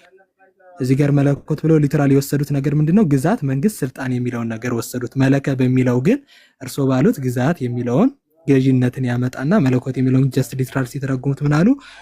ግዛት መንግስት ስልጣን እያለ ያመጣል። መለኮት የሚለው ደግሞ ሌላ በቁሙ ይልና ምን ብሎ ያመጣዋል? በቁሙ ልዩ ክብር ስም ከፈጣሪ በቀር ማንም ፍጡር የማይጠራበት እንደ እግዚአብሔር ያለ የባህሪ አምላክ ባህሪያዊ ንጉስ ጥንተ ፍጻሜ የሌለው ዘላለማዊ ገዢ ገባሬ ኩሉ መላኬ ኩሉ ምሉ ውስተ ኩሉ ማለት ነው። ከባህሪ ከግብር የሚወጣ ባህሪ ስምና ቅጽ የአካላዊ ባለቤትነት መልኩና ግብሩ እንደ መስተሳድር ምናምን ይላል እያለ የሥላሴን አንድነት ሶስትነት ሰግድ ለመንፈስ ቅዱስ አተሰግረትን ዘሃዱ ሰለስቱን ዘሰለስቱ አሐዱ ሲለስ በአካላቱ የተዋሕዱ በመለኮት የሚለውን ነገር ያመጣል። በጣም ከዚህ አንጻር ቢያዩት መልካም ነው ማለት እና ምንድነው የኔ ችግር? ምን ችግር አገኘ እዚህ ላይ? አይ እርሶ መለኮት ማለት ገዢ ነው ያሉት እና አሁንም ልክ ነው፣ ገዢ ነው። ይኸውልን አንድ ነገር ሲፈታ ሲተረጎም ይኸውልን ምን ብዬው ግዕዝ መምህራን ብትሆኑ እንግባባ ነበር። አይኔ ግዕዝ አድምጠኝ እንጂ ያሁን እንኳን ተነበብልኝ አይደል? ሰምቼ ያለው ኪዳነ ወልድ ክፍሌ በግዕዝ የታወቁ ናቸው። እኔም አብነት ማደርጋቸው እሳቸውን ነው። እሳቸው አሁን ብዙ የቅኔ መምህር አለ፣ ግን እንደ ኪዳነ ወልድ ክፍሌ ያለ እንትን ይሄ የግዕዝ መምህር አለ ማለት ይከብዳል። ሊቅ ናቸው። ስለዚህ ምንድን ነው ምክንያቱም መለከ ገዛ ይልና ገዛ ኃላፊ ግስ ነው። ከዚያ መለኮት ማለት አሁን ግዛት ምን ማለት ነው? ግዛት ሲል ወደ ሌላ እንዳይሄድ ብዬ ነው። ምን ማለት ነው? ግዛት ምን ይባላል መሰላችሁ? ይሄ ምን እንዲሁ ከተግባባን ምናልባት አግኝታችሁኝ ከሆነ ግዛት ይሄ ግዛት አሁን ለምሳሌ የኢትዮጵያ ግዛት ክልል እንደማለት በቃ አለ አገሪቱ በሙሉ የኢትዮጵያ ግዛት ይባላል። ከዚህ እስከዚህ ድረስ የኢትዮጵያ ግዛት እስከ ሳውዲ አረቢያ ነበር የመንን ጨምሮ ይባላል። እንደዚያ እንዳይሄድ በሚለው ብዬ ነው እንጂ ግዛት የሚለው ወይም መለኮት ማለት ገዢ ሲሆን ገዢ ተብሎ ግን ገዢ ሲሆን ሳብጀክት ሲሆን ነው። አገዛዝ፣ ስልጣን፣ መንግስት ሲል ደግሞ ድርጅቱን ነው። አየህ ገዢ ሲሆን ባለቤት ሳብጀክት ሲሆን ነው። ያኛው ደግሞ ምንድን ነው? አደራርጉ። ለምሳሌ ቅድም ብሎ ነበር ታላቁ ወይም ደግሞ ኢክሩ ንግስና ብሎ ነበረ። ምክንያቱም ንጉስ የንጉሱ አነጋገር ሂደት ምን ይባላል? ንግስናው ካባ ነው። ቅባ ሜሮን የተቀባው የተገኙ ሰዎች አነጋግሱ እንዴት ነበር? በጥሩ ሄደለት አልሄደለትም? ያ አካሄዱን መሄድ ነው እንጂ ንጉስ ሲል ግን ምንድነው? ቀጥታ ባለቤት ሳብጀትን ነው። እንግዲህ አሻውን ለምሳሌ ነግሰ ወደ ግዙ ስነድ ነግሰ ነገሰ ይላል። ከዚያ ንጉስ ይወጣል። ንጉስ ምን ሆነ? ባለቤት መጣ ማለት ነው። አየህ። ከዚያ መንግስት ምን ሆነ? ባይድ ቅጽል ይባላል። መን ስለተቀጸለ በዚህ ኩል ባይድ ቅጽል ይባላል። ስለዚህ መንግስት ሲባል ምን ማለት ነው? ስልጣንን፣ ኃይልን፣ አገዛዝን የሚያመለክት ነው። መንግስት ከተባለ መቼም ገዥ ነው፣ ባለስልጣን ነው የሚያመለክት። ስለዚህ ባለቤት ሲሆን ምን ይሆናል? ንጉስ። ነጋሲም ይባላል፣ ነጋሲም ይባላል። ስለዚህ እንደዚህ ነው አወራረዱ እንጂ የሚያመጣው የሆነ ፋክተር የለም ብዬ ነው ስንግባባ። ገባኝ። ጥሩ። መለክ የሚለውን ቅድም እንደምጠት መምለክ፣ ማሸነፍ፣ መግዛት፣ መያዝ፣ መውረስ፣ ገንዘብ ማድረግ ይላል። ማሸነፍ ማሸነፍ አሁን ጨመርክልኝ አንተ። እንዲሁም ገብቶኛል መምህርዬ። አሁን ገዢ ለማለት ከፈለገ መላኪ ነው የሚለው። መላኪ እዚህ ጋር ምን ብሎ እሱ ደግሞ ና እሱን ደግሞ ልንገርና እሱ ደግሞ ባይድ ሳልስ ቅጽል ይባላል። ሳልስ ቅጽል ነው። ባይድ አይደለም መላኪን ያለው መላኪን ያለው መላኪ ቆይ መላኪ እንዲያውም እሱ ባይድ የለውም። እንዲያውም ዝም ብሎ ሳልስ ቅጽል ነው። ሳልስ ቅጽል ማለት ናልንገርህ አሁንም እንዲገባህ ሳልስ ቅጽል ማለት በሚገባህ በአማርኛ ለምሳሌ ገዳይ ሲላይ አሁን መግደል ነበር አይደለ? ገደለ መግደል ነበር አይደለ? መንግስት መግደል ነበር። ገዳይ ካለ ምን ማለት ነው? ቅጽልነቱ አለ በመግደል የታወቀ ማለት ነው። ኦኬ አሁን ለምሳሌ ቀተለ ብሎ ቀታሊ ይላል አይደል? ለምሳሌ በጣም ጥሩ። እሱ ነው አሁን እንዲሁም ካወቅልኝማ ቀተለ ብሎ ቀታሊ። አየው ሳልስ ቅጽል ነው። ሳልስ ቅጽል ምን ማለት ነው? በውስጡ ያለው ማለት ነው። የሚገል የሆነ ማለት ነው። ስለዚህ መምለኪ ምን ማለት ነው አለ? የሚገዛ መላኪ እዚህ ጋር የሚለው ሲያደርገው መላኪ፣ መላኪት፣ መላኪያ፣ መላኪያት የሚለውን የመለከ የሚመለክ ገዢ፣ ሰራኢ፣ መጋቢ፣ ነጋሲ፣ ወራሲ፣ ባለቤት፣ ባለሙሉ ጌታ ይልና በጣም ጥሩ በጣም ጥሩ በጣም ጥሩ በጣም ጥሩ። ቅድም ካሉ ጋራ ነጋሲ ያለው አይደለ? አየህ ነግሰ ብሎ ነጋሲ ይወጣል አላልሁም ነበረ? አዎ ሳልስ ቅጽል ነው ነጋሲ። አየህ ቀታሊ እንዳለው ለዚህ ነው። እና በውስጡ ምን አለች መሰለ? ሳልስ ቅጽል ምን አለ በውስጡ? የምትባላለች ቅጽል የተባለም የሚል ነገር ስለሚወጣ ነው። ነጋሲ ማለት የለገሰ፣ ቀታሊ የገደለ፣ ገዳይ አገዳደል። በነገራችን ላይ አፈታት ብዙ አለ። መግደል፣ አገዳደል፣ ገዳይ፣ የገደለ እየተባለ ይፈታል። ወደ 5 ነው ምናምን አለው። አዎ ቀተለ፣ ተቃተለ፣ አስተቃተለ ምን ይሄ እንደዚህ ያለ አይደለ? እንትኖቹ 5 እሱ ደግሞ ምን መሰለ ከምን ይባላል ማለት ደቂቅ ይባላሉ እነሱ። ከምን በኋላ ያሉት ከአርስተ ግስ ወይም ደግሞ ከሳልስ ቅጽል በኋላ ያሉት ደቂቅ ይባላሉ። እነ መድበል አሉ፣ እነ ዘመድ ዘር አሉ፣ እነ ጥሬ ዘር አሉ፣ እነ ባይድ ቅጽል፣ እነ ባይድ ዘር አሉ እያለ ይቀጥላል። እነዚያ ይባላሉ። ስለዚህ እዚህ ጋር ያው መምህርዬ ጥሩ ተግባብተናልና ማለት ሊቁ ያስቀመጡትን ነገር ለምሳሌ ምልከት ብሎ መምለክ፣ መግዛት፣ መመለክ፣ መገዛት፣ አገዛዝ፣ አምላክ መሆን፣ ምልክና፣ ግዛት ይልና ምልክና ደግሞ መልከኝነት፣ ገዥነት፣ ጌትነት፣ ዙፋን፣ አገዛዝ ምናምን እያሉ የሚያመጡት ነው። ትምልክት ደግሞ ቅድም ብዬ ነበር ከነበር ምን ብዬ ነበር? ምልክና አየህ አምላክና ብዬ ነበር። አዳምጠኝ ከሆነ አዳምጠኛል አይደለ? ቅድም መምለኪ ደግሞ የአምላክ ላይ ደግሞ አምልኮ ይልና ከዛ መምለኪ አለ፣ አምላክ አለ፣ አምላክ አለ፣ አምላካዊ ተመልከ ምናምን እያለ ደግሞ እንትኖች ወደ አሁን አንተ ግዕዝ እየገባህ ነው። በቃ አሁን አንተ ምንም እኔ ሳለም ሰላምቴ ነኝ መምህርና አይደለም ግዕዝ አሁን አንተ በቃ ምንም ለአንተ 3 ወር በቂ ነበር ብትገባ። በጣም ሊቅ ነው የምትሆነው። በቃ አንተ ከዚህ አንፃር ነው ግን መለኮት ሊትራል እዚህ ጋር ሲያስቀምጠው መምህር ለመጨረስ ያክል ግዛት፣ መንግስት፣ ስልጣን ውስተ ኩሉ በሐውርት መለኮትከ ወመንግስትከ ይነብር ለዓለም ብሎ መዝሙረ ዳዊት 102 ላይ አይ ቲንክ ይመስለኛል እዛ ላይ አምጥቶታል። በመለኮትም ውስተ ኩሉ በሐውርተ መለኮት እሺ፣ ውስተ ኩሉ በሐውርተ መለኮት የሚለውን ነገር እዚህ ጋር እኮ ምን ማለት ነው? አገዛዙ በሁሉ ነው ማለት ነው። በሐውርት ማለት ሀገር ማለት ነው እና በሁሉ ዘንድ ነው አገዛዙ እያለ ነው። የማን የእግዚአብሔር አገዛዝ በሁሉ ነው። የገሌ ቀረ የሚባል የለም። አዎ ገባሬ ኩሉ፣ መላኬ ኩሉ፣ ምሉክ ኩሉ፣ ውስተ ኩሉ። ይኸውልህ መላኬ ኩሉ አለ ሁሉን የሚገዛ ማለት ነው። ከዚያ ቀጥል እስቲ። መላኬ ኩሉ አለ ከዛ ገባሬ ኩሉ ሁሉን የሚሰላ ገብረ ሰራ ስለሆነ በጣም ጥሩ በጣም ጥሩ። እና አሁን እኮ ያልተግባባን ምኑ ላይ ነው? እንዲሁ ዝም ያው የቲክቶክ ባህሪ ካልሆነ በስተቀር ያቃተን እንትኑ ጋር እኮ ነው። ልክ እኮ ነው። እርሱ በሄዱትም የሚያስቀምጠው ነገር ግን ሊትራል እዚህ ጋር መለኮት የሚለውን ነገር አውጥቶ ያስቀመጠው ነገር ምንድነው? ግዛት፣ መንግስት፣ ስልጣን የሚለውን ብቻ ነው ያስቀመጠው እኮ። እሺ ግዛት፣ እሺ ቆይ አንተ ማነህ? ሀቢብ ነው የሚለው? አቦኪ ነኝ። አቦኪ በጣም ጥሩ ነው። ግዛት እስቲ ምን ብለህ ነው አንተ እዚህ ላይ ከመለኮት ጋር ያለውን ሪሌሽንሽፕ እስቲ ንገረኝ። እንደው አንተ ትሻላለህ ብዬ አስባለሁ ከዚህ ከቃሉ ከምትናገረው ከግዕዙ እንዴት ነው አንተ የምታየው? እስቲ ንገረኝ። ምናልባት እኮ የሰው ልጅ እኮ ግዛቱ መንግስት ከምንድነው የሆነ ነገር አለ።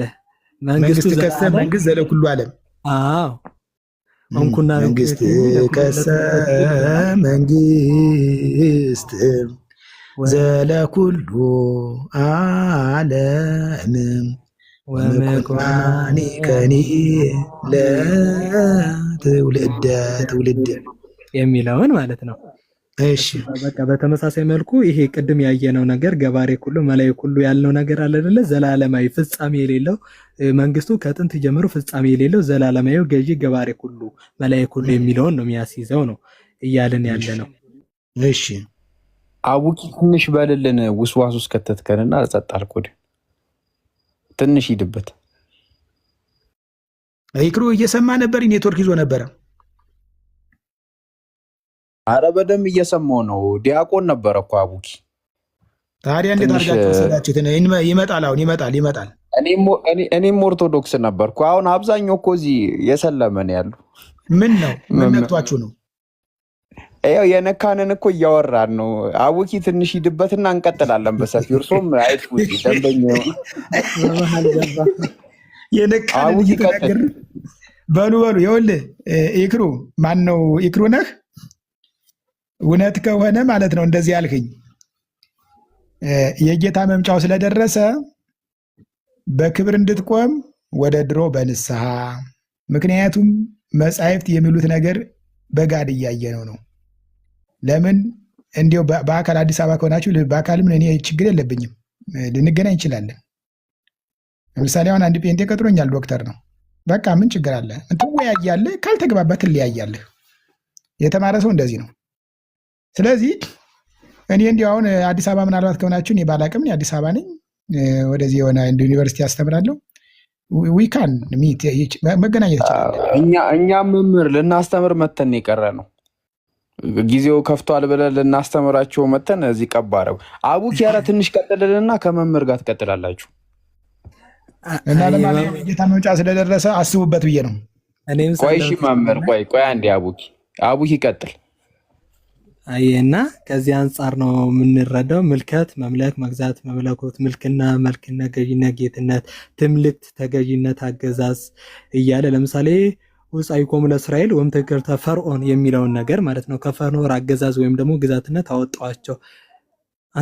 አንተ አክም አይደል የሚለው ወአመት ከነ ዘያልቃው እና አንተነ ዋዝማኒ ከን ይያልቅ ዘመኖችም የማያልቁ ናቸው፣ የማይለዋወጡ ናቸው። እግዚአብሔር አይለወጥም ራሱ አይደል እንዴ?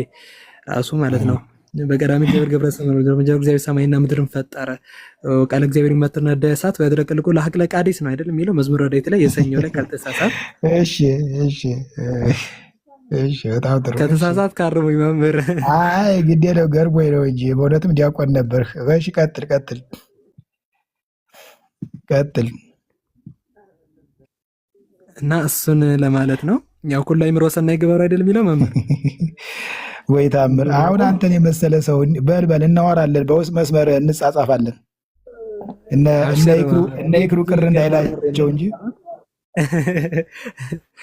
መቼም እነ ይክሩና እነ ታላቁ እንትን አይከፋቸውም። ወምስለ ጻድቅ ጻድቀ ትከውን ይላል። ከጻድቅ ጋር ያለ ጻድቅ ወምስለ ሂሩይ ሂሩይ ትከውን ወምስለ ጣዋይ ተጣው አይደል የሚለው። አዎ ተሳለ ሰላም ወዲግና እሺ አዎ ልክ ነህ። እሺ ቀጥል ማለት ነው። እሺ እና ይህንን ሁሉ ካወቃችሁ ይህ ሁሉ የምታውቅ ሰው አሁን አቡኪ ይህን ያህል ታውቃለህ። ካወቅ ይህንን አንተ እኔን እኮ መጠየቅ የለብኝም። አንተ ራሱ ማስረዳት ትችል ነበረ። ምንድን ነው አሁን ከእኔ ጋር ያልተግባባንበት ነገር ካለ ንገሩኝ። እኛ እኮ ምን መሰረት እኛም ከኢትዮጵያ ኦርቶዶክስ ተዋሕዶ አሁን ለምሳሌ እኔ ሰለምቴ ነኝ መምህር እና ብዙ ነገሮችን እኛ አሁን ስናይ ቢብሊካል ግራውንድ ያላቸው ነገሮች አሉ። ኤክስትራ ቡኮችን ነው የሚጠቀመው ኢትዮጵያ ኦርቶዶክስ ተዋሕዶ ላይ ያሉት ነገሮች ብለን ነው እንትን የምንለው እኛ ማለት ነው። አይ ይኸውልህ እንደ መሰለኝ ኤክስትራው ለማብራሪያ ቅዱስ ጳውሎስ ምን አለ መሰለህ? ወኩሉ ዘተጽፈ ለተግሣጽ ዚያነ ተጽፈ፣ የተጻፈ ሁሉ እኛን ለማስተማር ተጻፈ። መጽሐፍ ቅዱስን የሚቃረን መጽሐፍ ካለ ኦልሬዲ ያ ምን ይሆናል? ኮንደሜንዴን አናቴማታይዝ ይላል፣ ይወገዛል። ምክንያቱም ክርስቶስን ማይሰብክ መጽሐፍ ካለ ያ መጽሐፍ አይደለም። ስለዚህ ምን መሰለህ አንድ ብዙዎች ወደ ፕሮቴስታንትና የተለያየ ቦታ የሚሄዱ ሰዎች የሚነግሩኝ ሰዎች ምንድን ነው መሰለህ? ያው ሰምታችሁ ምን አለ ከሚዲያ የተሸሸገ ነገር ስለሌለ ምን ይላሉ መሰለህ? ቄሱ ሲሰክር አይተን ማርያምን ያመልካሉ፣ ሌላ ተጨማሪ አምላክ አላቸው ይላሉ። ይህ ሰዎች አሉ። ለምሳሌ አቡኪን ማለት ነው ታርጋ ብለጥፍልህ የሌለብህን ሌባ ኪስ አውላቂ ነው ብዬ ብለጥፍብህ እኔ ያወራለሁ፣ አንተ ግን ንጽህናን ታውቃለህ። ስለዚህ ሰዎች ማርያምን ያመልካሉ ይላሉ፣ ሚካኤል ገብርኤልን ይላሉ። ሰዎች የሰጡት ነው እንጂ እንዴት ነው ማርያም እንዴት ነው ፍጡርን አምላክ ምንል? እናንተም እኮ የህልና ፕራይቬት ጀጅመንት ኮንሽንስ ይላል። የእያንዳንዱ የግል ፍርድ ቤት አለው ይላል። ይሄውም የግል ፍርድ ቤቱ ማን ነው አለ? ኮንሽንስ። አቤት መምህር እንትን እኛም አሪፍ እንዲያስተምሩን አቡኪም እኔም ከክርስትና የወጣንበትን አንዳንድ ጥያቄ እንንገሩትና እሱን ይመልሱልን። ጠይቁኝ። አይሻልም? እሱ ላይ እናወራ። ጠይቁኝ። እሺ አቡኪ አንድ ከክርስትና የወጣህበትን ምክንያት ከብዙ ምክንያቶችን አንዱ ምክንያት ነገራቸውና ለሱ ውስጥ መልስ ካላቸው ይመልሱልን፣ ወይ ካልተመቸን ይቀጥላሉ። የኔ ጥያቄ አሁን አንድ አለ፣ እሱን ጠይቄ መጠየቅ ትችላለህ ወይ? ቀጥል የሚመች ከሆነ። እኔ ልቀጥልና ከዛ ትቀጥላለህ። እኔ መምህር አንደኛ ሰጠኝ ነገር ትሪኒቲ ነው። ስላሴ የሚባለው ነገር ባይብል ላይ አላገኘሁትም ነው። ስላሴ የሚለው ለምሳሌ ሰለሰ ሶስት አደረገን አይደል? ሶስትነት። ስላሴ ደግሞ የሚል ሶስትነት የሚለው ነገር ነው። ወይም ደግሞ ሰግድ ለአብ ወመንፈስ ቅዱስ አሐተ ስግደትን ዛህዱ ሰለስቱ ወንዘ ስመ ተዋህዱ ይሴለሱ በአካላት የተዋህዱ በመለኮት። እሺ በስም በአካል በግብር ሶስት ሲሆኑ በመለኮት በአገዛዝ በህልውና በፈቃድ። ለምሳሌ ይሄ ማክሰኞ ውዳሴ ማርያም ላይ ስመ በፈቃድ ወስብሐት አብ መንፈስ ቅዱስ መጻዋዕዳንና አብይ ወቱ ስብሐት ድንግልናኪ የሚለው ላይ በራሱ ፍቃድ በአባቱ ስም በመንፈስ ቅዱስ ፍቃድ ይላል። በፍቃድ አንድ ናቸው ከተባለ አሁን ለምሳሌ ሁሌ የሚነሳ ነገር አለ ለስላሴ ጥቅስ ተብሎ ንግበር ሰብአ ነባርያ ነው አምሳሌ ዘፍጥረት 1 ቁጥር 26 ላይ ሰው እንደ አርአያችን እንደ አምሳላችን እንፍጠር አሉ የሚለው ነገር ላይ። ስለዚህ በመፍጠር ለምሳሌ በቀዳሚ እግዚአብሔር ገብረ ሰማይ ወምድረ በመጀመሪያ እግዚአብሔር ሰማይና ምድርን ፈጠረ ዘፍጥረት 1 ላይ ከተባለ በመፍጠር እግዚአብሔር አንድ ከሆነ በአገዛዝ በፍቃድ አንድ ከሆነ እንዴት ነው አንዱ አንዱን እንፍጠር የሚልና የሚጠይቀው ነው አንደኛ ነገር። ስለዚህ የትሪኒቲ ኮንሰፕት ባይብል ላይ ግራውንድ ያለው ነገር አለ ወይ? እኛ የሚለው ነገር ወይም ደግሞ ንህነ ቤት አንደኛ መደብ ብዙ ቁጥር ማለት ነው። አነ ንህነ አንተ አንተ አንተ ወእቱ ኢትዮቶ ሞቶን የሚባሉት እነዚህ 10 መርሃያን ላይ ቅጽሎች ይኖራሉ። ለምሳሌ ያው መርሃ መራ አይደል? መርሃያን ደግሞ መሪዎች ናቸው፣ ግሱን ነው የሚመሩት። ሰው ከዚህ አንፃር የስላሴን ኮንሰፕት ባይብል ላይ አላገኘሁትም የሚለው ነገር ላይ ስላሴ ነገር ነው ያሰጣል። በጣም ጥሩ ነው። ጨርሰሃል? አዎ ጨርሻለሁ። ባይብል ላይ እስቲ ስላሴን ያሳዩኝ። በጣም ጥሩ። አሁን ባይብል ላይ በነገራችን ላይ እኛ ኢትዮጵያ ኦርቶዶክስ አሁን የምትቀበለው 81 ታውቃለህ አይደለ? 81 አዎ 81 ላይ አሁን 3 ቦታ ላይ ያለ ስላሴ የሚለው ማለት ነው። ጥቅስ ስጠኝ ካለም እሰጣለሁ። አሁን እንትን ብዬ ፈልጌ ልሰጥ እችላለሁ። 3 ቦታ ላይ አለ መጽሐፍ ቅዱስ ላይ። ሌላው ደግሞ ምን አለ መሰለህ? ይሄ እንትኑ ምንድን ነው? እኛ እንትን ለምሳሌ እናንተ አሁን አንተ አውኪም እንትንም ኢክራም ወይም ደግሞ እኔ ሆነን 3 ነን አይደለ? 3 ነን። ግድ ስላሴ ማለት አለበት አይባልም። ያም እንኳ ባይኖር ስላሴ ማለት አለበት አይባልም። ምክንያቱም አንተና እኔ ምንድነው 3 ነን። በቃ 3 ነን። 3 ብንባል ምን እንደሚያመጣብን ነገር አለ። አንተም እኔም 3 ቀን በቃ 3 ነን። 3 ነገር ሁሉ እዚህ እየቆጠርና የምንኖረው ለምሳሌ 3ቱን የሰራው ስራ ይኖራል ከዚህ በፊት 3ታችንን ያደረግን ይሄንን ትላለህ። ስለዚህ 3 ተብሎ ስየማ ስለተሰጠ 3 ስለሆኑ 3 ስለተባለ ግድ መጽሐፍ ቅዱስ ላይ አልተገኘምና ስላሴ የሚባል ነገር ይሰረዛል አይባልም ብዬ ነው። አሁን እዚህ አሮ የሚባል ልጅ አለ፣ አውኪ አለህ፣ እኔ አለሁኝ። ስላሴ አልተባልንም መጽሐፍ ቅዱስ ላይ ግን 3 ነን። ስላሴ ከተባልን የሚያመጣው ችግር ምንድን ነው? ምን እንደገና የበለጠ መገለጫ ይሆናል እንጂ መገለጫ 3ቱ ከተባለ በቃ መታወቂያ ሆነን እንጂ ያንተ ስም ለምሳሌ አቡኪ መጠሪያ ነው አይደለ? እንድትታወቅ ነው አይደል? ዩዘር ኔምህ ነው፣ መታወቂያ ነው። እና ስለዚህ 3 ስለሚል ነገር ስላሴ የሚል የለም የሚለው ነገር አያስሄድም። ምክንያቱም 1 ለ1 መገለጫ፣ 2 ለ2 መገለጫ፣ 3 ለ3 መገለጫ ነው። ስለዚህ 3 ቢባል ስላሴ ቢባል ችግር የለም። ለዚህ ነው አሁን ሁሉም ካቶሊክም ብትሄድ፣ ሩሲያም ብትሄድ፣ ግሪክም ብትሄድ ሆሊ ትሪኒቲ ቅድስት ስላሴ ይላሉ። ለምን? 3 ከተባለ ያው 3 ነዋ። ስለዚህ ይሄኛው ብዙም አይከብድም ብዬ ነው። ከእንትን አክብደናኔው ብዬ ነው። ቀላል ነገር ነው። በ81 ላይ ግን አለል ስላሴ የሚለው አቡኪ እየተተግባባን አይሰማም። እኔ ብዙ ስላወራ በቃ ጥሩ፣ ሌላ ጊዜ ደግሞ በሰፊው እንሄዳለን። የክሮ ጥያቄውን ይጠይቅ መሰለኝ። አመሰግናለሁ። እናወራለን። ቴንኪው፣ አመሰግናለሁ። እንዲሁም ወደፊትም ልመጣ እችላለሁ። እዚህ እንደዚህ ተረጋግቶ እስካሁን ሌላ ቦታ ቢሆን ተሰዳድበን ወጠን ነበር። ስለዚህ ታላቁንም ኤክሩንም ቴንኪው ቬሪ ማች ፎር ሪስፔክቲንግ፣ ስለ አክብሮታችሁ አመሰግናለሁ። ተረጋግታችሁ ስላወራችሁኝ። እንደዚህ ከሆነ ነገም እንመጣለን። ምን ችግር አለ? መነጋገር እኮ ነው። ሰው ሲነጋገር ደግሞ ብዙ ነገር ይገለጣል። እሺ መምህር፣ ሁሌ ቢመጡ እንደዚህ ነው የምናወራው። እዚህ ቤት እንደዚህ ተረጋግተን ነው የምናወራው፣ ለመማማር ነው እና እኛም እርሶን ስናወራት እርሶም እኛን ሲያወሩን ያው ያገኙትን የዘላለም ሕይወት ለማካፈል ነው እና ከዛ አንጻር ስለሆነ እኔ አሁን አቡኪ ከጠየቁት ጥያቄ ላይ አንድ ጥያቄ ጠይቅና የራሴን ጥያቄ ጠይቃለሁ። አሁንም ነው መምህር፣ እርሶና አቡኪ ሲያወሩ ምንና ምን ነበር እያወራ የነበረው? አዎ ቅድም በጀመርነው ነው በግዙ ገብቶ ነው። ኖ አይ አይደለም፣ ስለ እርሶና ስለ አቡኪ ነው የጠየቅኩት። አሁን ሁለታችሁ ስታወሩ ምንና ምን እያወራ ነበረ ተብሎ ቢጠየቁ ምንና ምን እያወራ ነው የሚሉት? እንዴ አሁንማ ያው ዲያቆንና ዲያቆን ወይ መምህርና ዲያቆን እያወሩ ነበር ነው። ኦኬ፣ ምንነታችሁ ምንድን ነው? ኔቸራችሁ? ኔቸራችንማ ሰው ነን። ስለዚህ ምንና ምንድን እያወራ ነው? ሰውና ሰው። ቴንኪዩ። አብና ወልድ ሲያወሩስ ምንና ምንድን ነው አወሩ የምንለው? አብና ወልድ ምንና ምን አወሩ ነው የሚባል? አብና ወልድ ሲያወሩ ኔቸራቸው ምንድን ነው? ምንና ምንድን ነው አወሩ የምንለው? ይሄ ምንድን ነው? የአምላክነት ነው አወሩ። በነገራችን ላይ አወሩ የሚለውም አሁንም እዚህ ላይ ችግር አለ።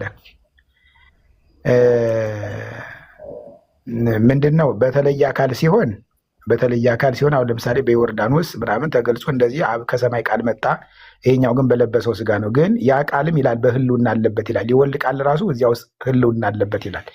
ስለዚህ ተናገሩ ሲባልም እዚህ ላይ ሶስት ቃል የተለየ እንዳይኖር፣ ምክንያቱም ቃሉ የአብ ቃል ማን ነው? ወልድ ነው። ሶስት የተለያየ ቃል የለም። እዚህ ላይም እንዲሁ ምክንያቱም ካነጋገር ነውና እዚህ ላይም ጥንቃቄ ያስፈልጋል ብዬ ነው እንጂ አወሩ ብንል ግን ምንድነው? አምላክ ነው። አንተ ባልክኝ ሰው ኔቸሩ ምንድነው? ምንና ምንድን ነው ያወሩት? ምንና ምንድን ነው ያወሩት? አባትና ልጅ ለምሳሌ አውርተዋል። አይ ኔቸራቸውን የጠየው ከኔቸራቸው አንጻር ምንና ምንድን ነው አወሩ የምንለው? ኔቸር አይባልም። ኔቸር የሚባል ለፍጡር ነው። ከኢሴንሳቸው አንጻር ኢሴንስ አላቸው አይደለ? ኢሴንስ ማለት አምላክ ነው እኮ። ምንና ምንድን እያወሩ ነው እኮ? ከባህሪያቸው አንጻር ምንና ምን እያወሩ? ከባህሪያቸው አንጻር ማለት ነው። አብ ከወልድ ጋራ፣ ወልድ ከአብ ጋራ አውርተዋል። በተለይ አይ ማንነታቸው ሲሆን ምንነታቸው አሁን አብ ምንድን ነው? አብ አባት ነው። ወልድም ነው። አይ ምንድን ነው? ማን ነው ሲሆን ምንድን ነው? አይ ማን ነው ሲሆን ምንድን ነው? አምላክ ነዋ። ወልድስ ምንድን ነው? አምላክ ነው። አምላክ ሲባል ቅድም እንዳልኳችሁ ሶስት አምላክ የለም ብያችኋለሁ። የለም ግን ወልድ አምላክ የሆነው ወልድ ከአብ ጋር ሲያወራ ከምን ጋር? ይሄ አምላክ ያልነው ወልድ ከምን ጋር ነው እያወራ ያለው? ከአብ ጋር ሲያወራ ይኸውልህ፣ ወልድ በለበሰው ስጋ ነው። በለበሰው ስጋ ምን ይሏል?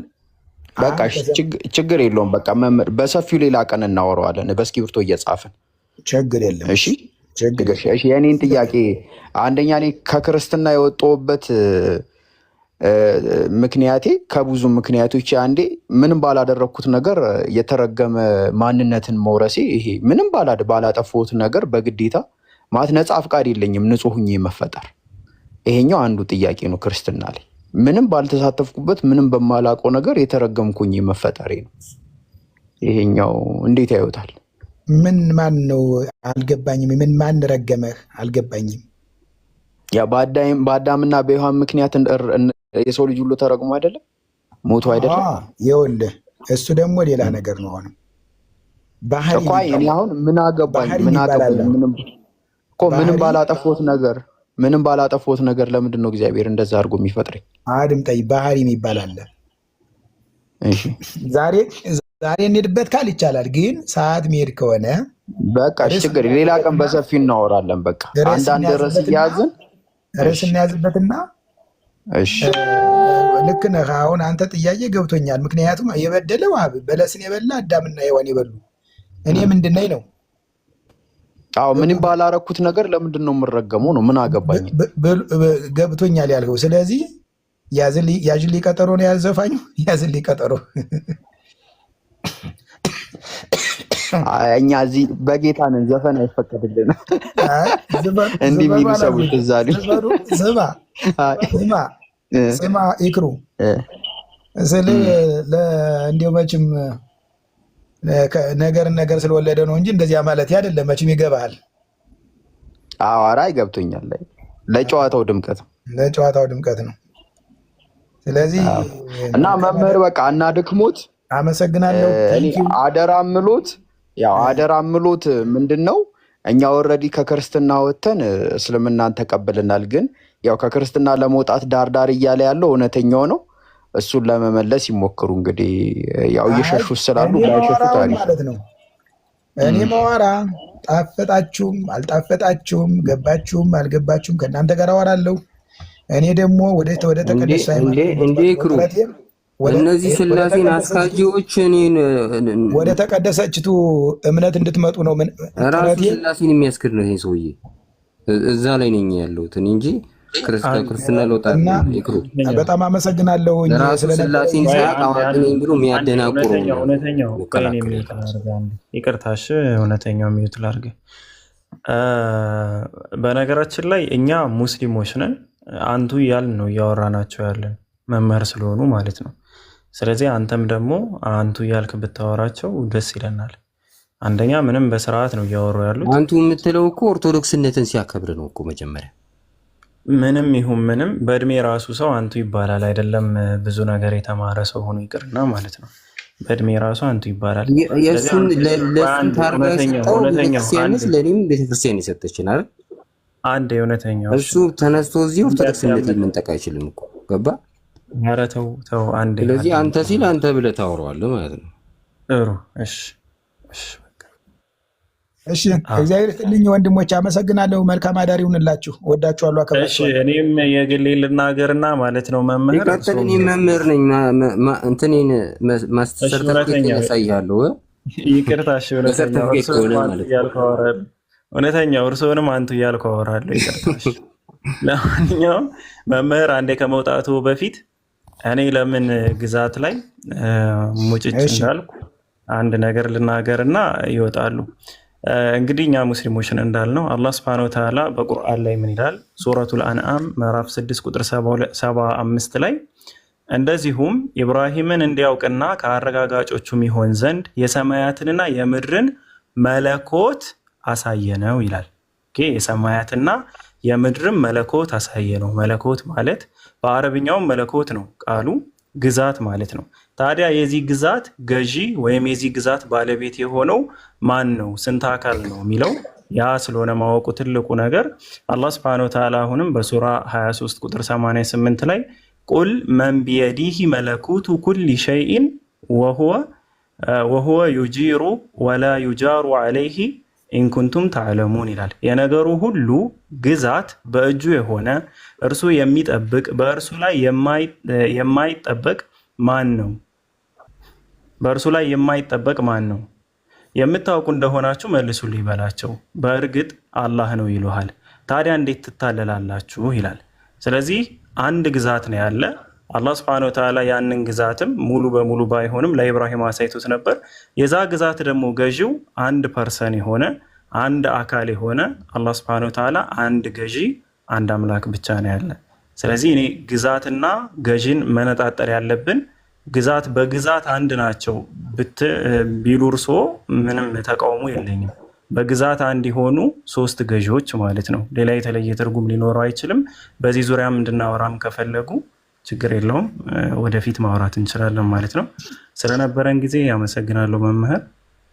ሰላም ይደሩ። እሺ፣ አመሰግናለሁ። እግዚአብሔር ይስጥልኝ። ያው ሰስፔንስ አድርገኛል እንድመጣ ለዚህ መልስ እንድዘጋጅ። እሺ፣ ቴንኪው ስለ እንትናችሁ፣ ስለ ትትናችሁ፣ ስለ ስርዓት ያላችሁ ስለሆናችሁ አመሰግናለሁ።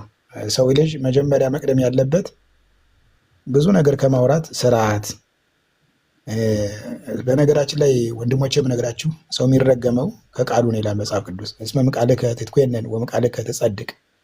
ከአፍ የተነሳ ገሃነም ትገባለህ፣ ከአፍ የተነሳ ደግሞ ገነት ትገባለህ ይላል እና መልካም ቃል ድክምት ቃል ትጸብር አጽመ። ደካማ ቃል ማለት ለስላሳ ቃል ማለት ነው። አጥንት ትሰብራለች ይላል ማለት ድቅቅ ታደርጋለች። ይቅርታ ብዬ ብለህ አሁን አንተን ከዚህ በላይ ምን ታደርገኛለህ? ትደነግጣለህ። በቃ ይቅርታዬ አንተን ይሰብርሃል።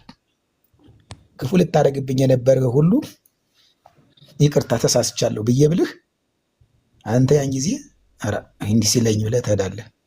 እና አሁን እናንተ ጥሩ በእኔ በጣም ጥሩ ጓደኝ ጥሩ ሰዎች ናችሁ እና አመሰግናለሁ። ቴንኪው እግዚአብሔር ያክብርልኝ። ኧረ ያስመለከ አሜን አሜን አሜን አሜን አሜን። አመሰግናለሁ እግዚአብሔር ይስጥልኝ። ፍቅራችሁ በጣም ይስባል። አመሰግናለሁ። እሺ ሰላም ባሉበት አላህ ይጠብቁት። መልካም አዳር። እሺ እውነተኛው ትንሽ እሺ ሰላም እደሩ መምህር። እሺ እውነተኛው ትንሽ የተጫንክ ያው ስለምንግባባ ነው። እሺ ይሄን ትረዳለህ ብዬ አስባለሁ። እሺ የጠየቀው ጥያቄ ምን ነበረ? አብና ወልድ ሲያወሩ ማንና ማን አወሩ ብለህ ጠይቀህ ነበረ። አንተማ አምላክና አምላክ ትላለህ፣ ችግር የለም። አይ እኔ ብቻ አይደለሁም ይሄን ያልኩት፣ ይሄን እኔ ብቻ አይደለሁም ያልኩት፣ ራሱ ኢየሱስ ምን ብሏል? ኦኬ ጌታዬን በቀኜ ተቀመጥ ያለው ለማን ነው ብሎ ፈሪሳውያንን ጠይቋል።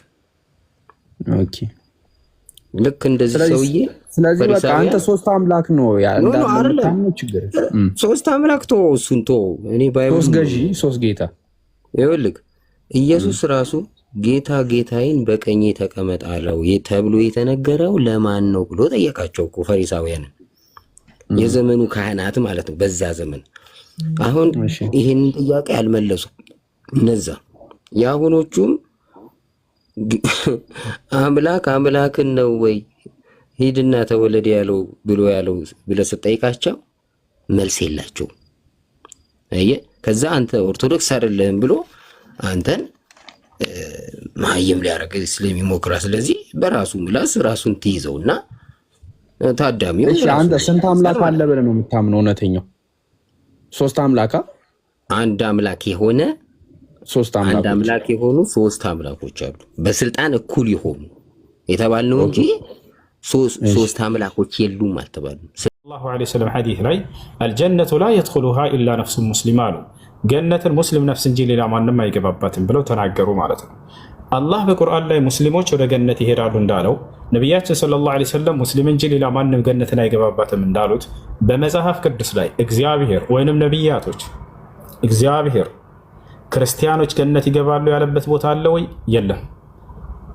ከነቢያቶች መካከል አንድ ነቢይ ክርስቲያኖች ገነት ይገባሉ ብሎ ያስተማራል ወይ ለትውልዱ? የለም። ወፍ አለ የሚል ካለ መናገር ይችላል። በልጁ ያመነ ምናምን የሚለው እሱ እንመጣበታለን። ነገር ግን ኦኬ እዚህ ጋር አሁን እሺ ጨረስ።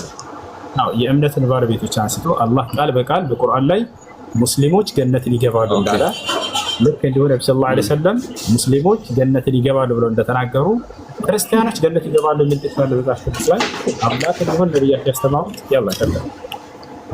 ኦኬ እዚህ ጋር ምንድነው እኔ ላወራ የፈለኩት አንድ የዘላለም ህይወት ነው።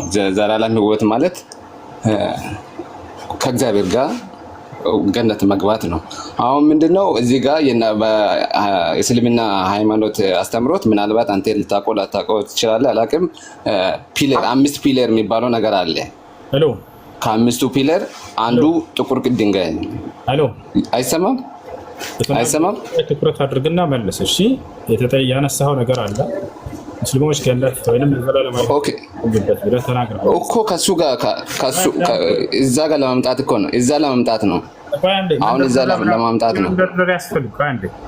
ሙስሊሞች ገነት ይገባሉ እንዳለው ቃል በቃል በቁርአንና በሐዲስ ላይ ክርስቲያኖች ገነት ይገባሉ ብሎ የተናገረ ነብይ ወይንም አምላክ አለ ወይ?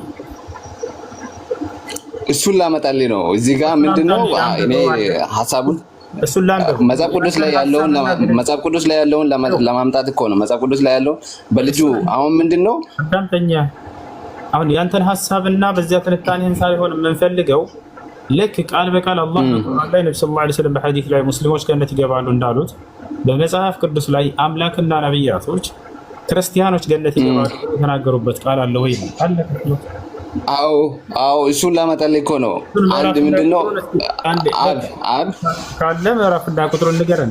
ክርስቲያኖች ገነት ይገባሉ። ኦኬ እዚህ ጋር ዮሐንስ ወንጌል ላይ ምንድነው በልጁ የሚያምን የዘላለም ህይወት እንዲወርሱ እንዲኖረው እንጂ እንዳይጠፋ እግዚአብሔር አንድያ ልጁን እስኪሰጥ ድረስ ዓለሙን እንዲወደዋልና ዓለሙን ነው አንድም ግለሰብ ብቻ አይደለም። ክርስቲያኖች ገነት ይገባሉ ይላል እሱ ጋር መጽሐፍ ቅዱስ ላይ እሱ ጋር ክርስቲያኖች ገነት ይገባሉ የሚል ጥቅስ አለ።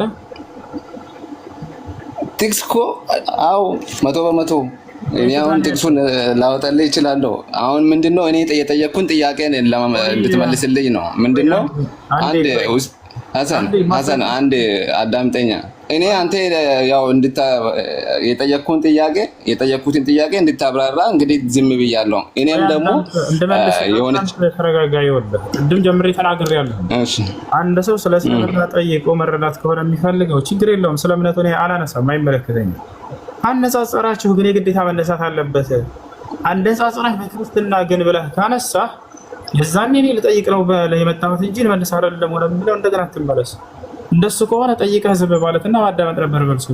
አነጻጸርክ ግን አይደል? ነገር ግን በክርስትና ብለህ እስልምናን ከወንነህ ክርስትናን ለማጽደቅ ከመጣ የዛኔ ኖ አይደለም ልጨርስ ነው። ለዚህ ገብቶሃል አይደለ? ፍትሃ የሆኑ በራሳቸው ላይ እኔ ስለ እስልምና ብቻ ነው ማወቅ የምፈልገው ቢለኝ አንድ ሰው ስለምነቱ አላነሳበትም። ገብቶሃል አይደል? እስልምናን ነው ማወቅ እመልስለታለሁ። ነገር ግን ይሄ ሰው አምጥቶ ክርስትናን እንደ ጽድቅ አድርጎ ሊኮን ከመጣ እስልምና እንደገና የዘላለማዊ ሕይወት እንደሌለው ገነት እንደሌለው ሊያደርግ ከመጣ የዛኔ እንፈያለን ማለት ነው። ስለዚህ አላህ በቁርአን ላይ በግልጽ ጨርስ ነብዩ ሰለላሁ ዐለይሂ ወሰለም በሐዲስ ላይ ሙስሊሞች ገነትን ይገባሉ ብለው እንደተናገሩት በመጽሐፍ ቅዱስ ላይ ክርስቲያን ገነት ይገባል ብሎ ያስተማረ ነብይ ያለ ወይንም እግዚአብሔር እንደዚያ ብለዋል ወይ? ክርስቲያኖች ገነት ይገባሉ ብለዋል ወይ? አዎ ምንድነው እሱ ገነት ልንገባ የምንችለው በኢየሱስ በማመን ብቻ ገነት መግቢያ ነው። በኢየሱስ በማመን ገነት ይገባሉ የሚል ቃል በኢየሱስ ክርስቶስ ክርስቲያኖች ገነት ይገባሉ የሚል ቃል አለ። የዘላለም ሕይወት ምንድነው? የዘላለም ሕይወት ይወርሱ ዘንድ አይልም? እሺ ክርስቲያኖች ገነት ይገባሉ ይላል ወይ ነው? ክርስቲያኖች የዘላለማዊ ሕይወት ስፔሲፊክ አሁን በቃ ዘላለምን ሕይወት ነው። ገነትና ዘላለም አንድ ነው። እዚህ ጋር ማየት ያለብህ እና ዘላለም ሕይወት ምንድነው ሳይሆን ጥያቄው ክርስቲያኖች ገነትን ወይንም ክርስቲያኖች የዘላለማዊ ሕይወትን ይወርሳሉ የሚል ቃል አለ ወይ? ለክርስቲያኖች የዘላለም ሕይወት ይወርሱ ዘንድ ስርዓት አስቀምጠዋል። ይወርሱ ዘንድ በልጁ በኢየሱስ ክርስቶስ ማመን ነው። አሁን ማን ነው ካልከን እዚህ ጋር ማስቀመጥ ዘፍጥረት ላይ ያለው አለ። እንደ ኢየሱስ ክርስቶስን እንደ መልከ ጼዴቅ ያስቀምጣል። ዘፍጥረት ላይ መልከ ጼዴቅ ማን ነው? አብርሃም ሰውን ገሎ ሲመጣ የባረከ ሰው ነው። ምንድነው? አባት ልጅ የለውም፣ አባት እናት የለውም፣ የእድሜ ገደብ የለውም። መልከ ጼዴቅ አይደለም እያወራን ያለ ነው። ሙስሊሞች ገነት ይገባሉ የሚል ቃል በቃል እንደምናመጣልህ ክርስቲያኖች ገነት ይገባሉ የሚል ቃል አለ መጽሐፍ ቅዱስ ላይ። የሆነ ጥቅስ አንስተህ ያንተን ግንዛቤ እንድትነግረኝ ሳይሆን አለ ወይ እንዲህ ብሎ ያስተማረ ቃል በቃል ወይ እግዚአብሔር ወይ ነብያቶች ክርስቲያኖች ገነት ይገባሉ የሚል ቃል ተናግረዋል ወይ? እኮ መጽሐፍ ቅዱስ ይናገራል። ምንድነው መጽሐፍ ቅዱስ የሚናገረው? መጽሐፍ ቅዱስን ታምናለህ? መጽሐፍ ቅዱስ እንደ በትክክል እንደሆነ አሁን ሌላ ርዕስ አትቀይር። ክርስቲያኖች ገነት ይገባሉ ብሎ እግዚአብሔር ወይ ነብያቶች ተናግረዋል ወይ? ከዚያ አታልፍ። አዎ ገነት ይገባሉ የሚለው ምንድነው? እሱም በልጁ በኢየሱስ ክርስቶስ ሲያምን የዘላለም ሕይወት ይወርሳል፣ ገነት ይገባል ነው። ማመን ምን ማለት ነው የሚለው ገና ሌላ ፍች ያስፈልገዋል። እባክህ ክርስቲያኖች ገነት ይገባሉ የሚል ጥቅስ አለ ወይ ነው ግን ጥያቄው። እሱን ነገር ምናልባት ሞር ላላቀው እችላለሁ። እንግዲህ ሰርች ማድረግ እችላለሁ። እሱ አይደለም እኔ የጠየኩትን ጥያቄ አሁን የጠየኩትን ጥያቄ እንደዛ አይደለም። አሁን የዘላለም ሕይወት ይወርሱ ዘንድ አስቀምጠዋል መጽሐፍ ቅዱስ ላይ። የእናንተ የራሱ የሆነ ፒለር አለ እኔ እንደማውቀውና የእናንተ አስተማሪዎች እንደሚያስተምሩ ወደ መጣው ጥቅስ ልሄድልህ። አሁን ክርስቲያኖች ገነት ይገባሉ የሚል በቃል የለም። ይሄንን ተስፋበት አሁን ሁለተኛ ያመጣው ጥቅስ ነበር ሲያነብ የነበረው ሁሉ ወደዚያ እንሂድ። በልጁ የሚያምን ቀጥል። አዎ በልጁ የሚያምን የዘላለም ሕይወት ይወርሱ ዘንድ እግዚአብሔር አንድያ ልጁን እስኪሰጥ ድረስ ዓለምን እንዲወደዋልና። በጣም ጥሩ። ዓለምን በልጁ ማመን ማለት ነው። ልጁ አምላክ ነው። በልጁ ማመን ማለት ነው። አዎ በልጁ የሚያምን ማለት አንድ መጀመሪያ ላይ ምን ነበር? ቃል ነበር። አሁን እሱ ጋር ሳመጣልህ የሰው ኃጢአት በብሉይ ኪዳን ላይ የሰው ኃጢአት የሚሰራው በእንስሳ ደም ነው። ያንን ደግሞ በልጁ ማመን ማለት በአንድ ጊዜ ልጠይቅህ፣ በቃ ለጥያቄ ላድርግልህ አጠር እንዲል ማለት ነው። እሺ በልጁ ማመን ማለት ክርስቶስ አንተ ታመልከዋለህ ለምሳሌ አይደለ? ክርስቶስን አምላክ ነው ብለህ።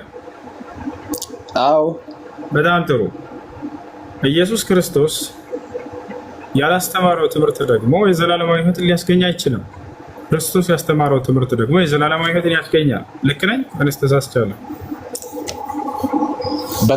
ክርስቶስ ያስተማረው ትምህርት የክርስቶስ ትምህርት ወደ ገነት ይወስዳል። የክርስቶስን ትምህርት ያልተከተለ ደግሞ ወደ ገሃነም ነው የሚሄደው አይደለ? የዘላለማዊ ሕይወትን አያገኝም።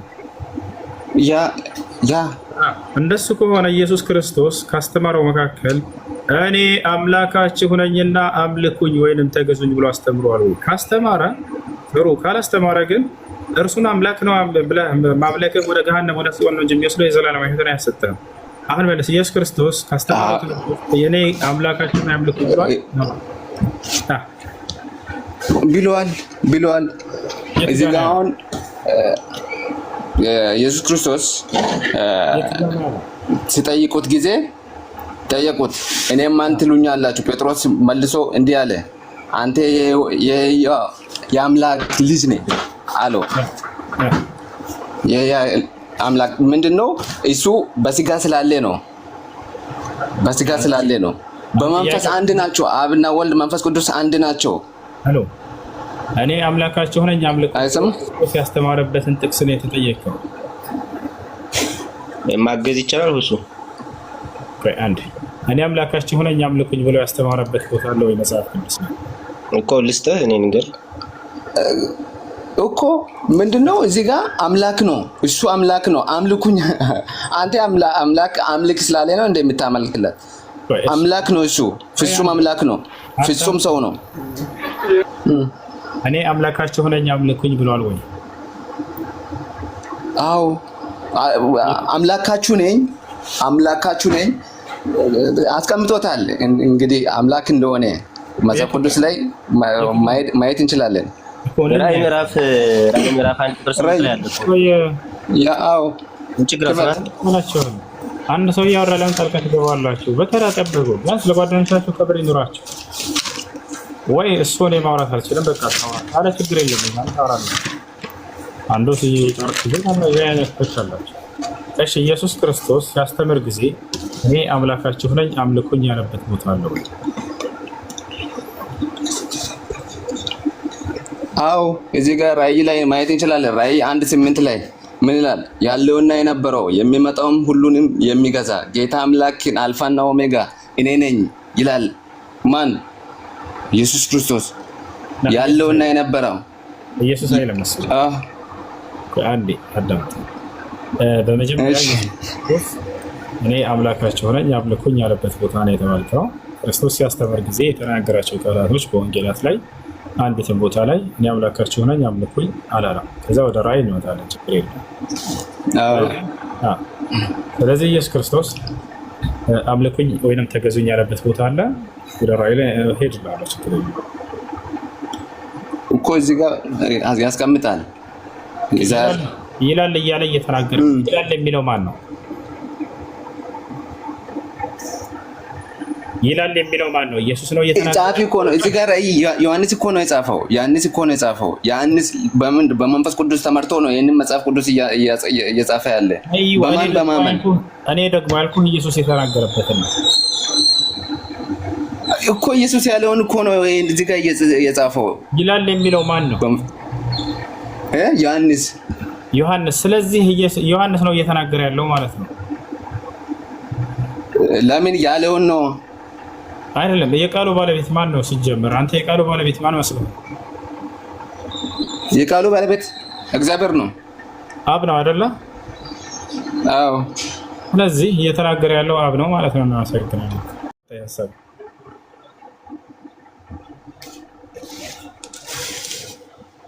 አሁን ኢየሱስ ክርስቶስን እኮ ነው አሁን ምንድነው አምላክ አይደለም ብለህ ነው አሁን እያወራ ያለ። አምላክነቱን ደግሞ መጽሐፍ ቅዱስ ነው እያወራ ያለ። መጽሐፍ ቅዱስ ይላል መጽሐፍ ቅዱስ አምላክ እንደሆነ ያስቀምጣል እዚህ ጋር። መጽሐፍ ቅዱስ አምላክ እንዳለው ነው የሚያስተምረው። አዎ መጽሐፍ ቅዱስ በማን ያስመስላል? በራእይ ላይ ዕብራውያን ላይ ማየት እንችላለን። ዕብራውያን 5:9 እስከ 10 ያለውን ማየት እንችላለን። ራእይ ላይ እንደውም ኢየሱስ ክርስቶስ ምን እንደሚል ላሳየህ። ያ 6:20 ላይ እግዚአብሔርን ይፈራው ነበር አለ ኢየሱስ ክርስቶስ።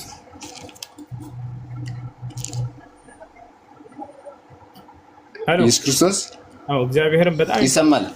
እግዚአብሔርን በጣም ይፈራው ነበር አይደለ?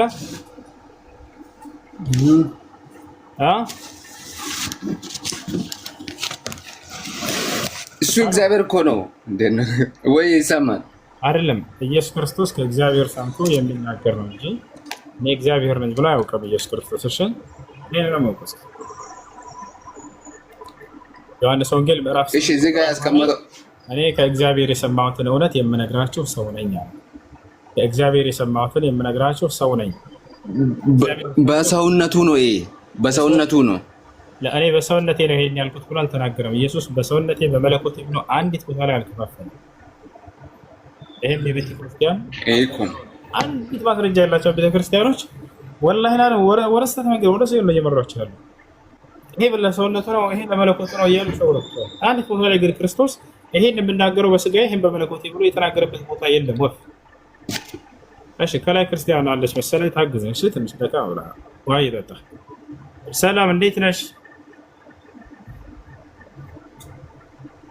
ከላይ ያለሽው ልጅ ሰላም ጸጋና ሰላም ይብዛልሽ። ሄሎ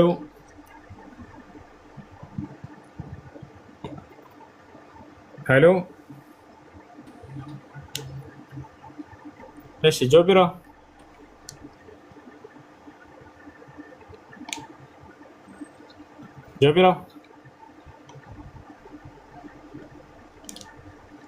አሰላሙ አለይኩም። ይሰማል? ወአለይኩም ሰላም ወራህመቱላህ። ሙስሊም ነኝ። አይሽ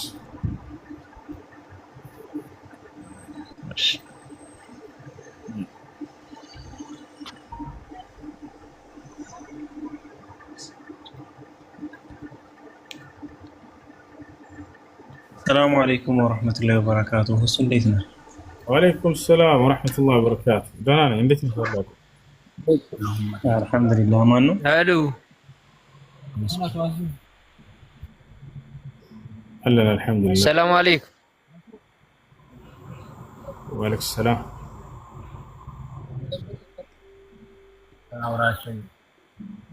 አውራ እሺ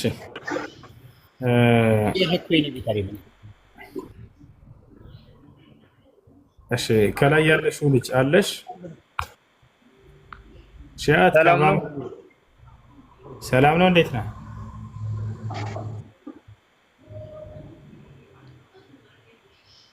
ሄሎ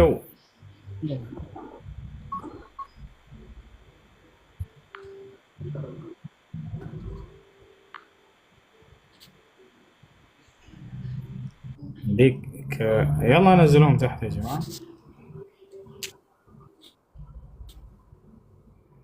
እሺ مش مان አለ አምሽ ነው አሉ ከታች ጃን ታውቀዋለህ? ከታች ያለው ልጅ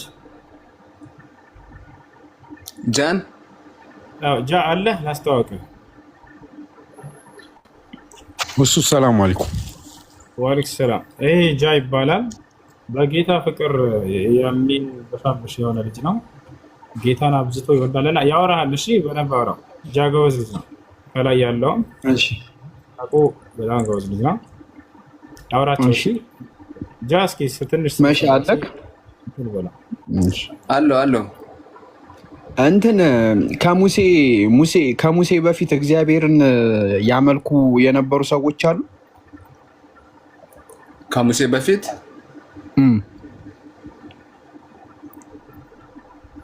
በፊት የሉም። ኦኬ ከሙሴ በፊት እግዚአብሔርን የሚያመልክ ሰው የለም ነበር?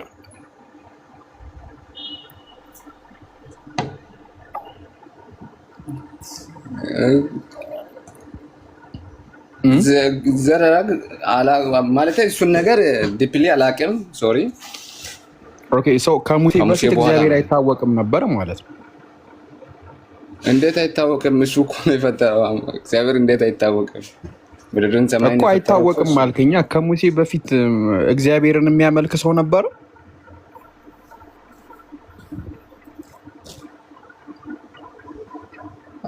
አዎ። እስቲ ማስረጃ አስተን ከሙሴ በፊት እግዚአብሔር ይመለክ እንደነበር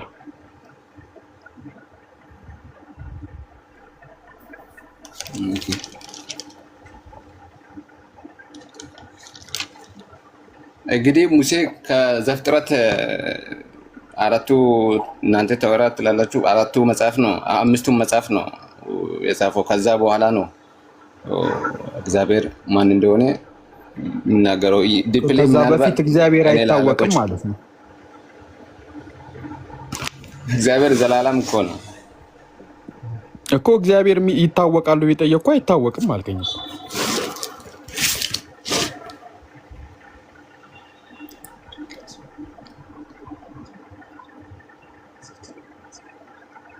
መልስ የለም።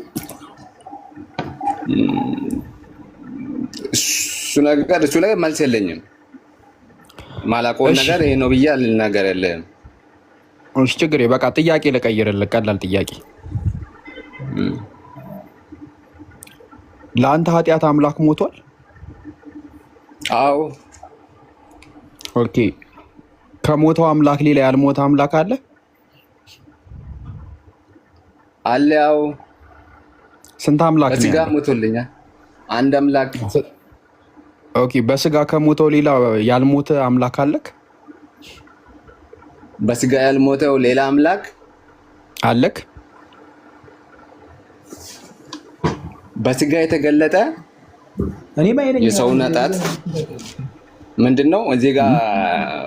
እዚህ ጋር የጠየቀኝ ጥያቄ የሰውን ኃጢአት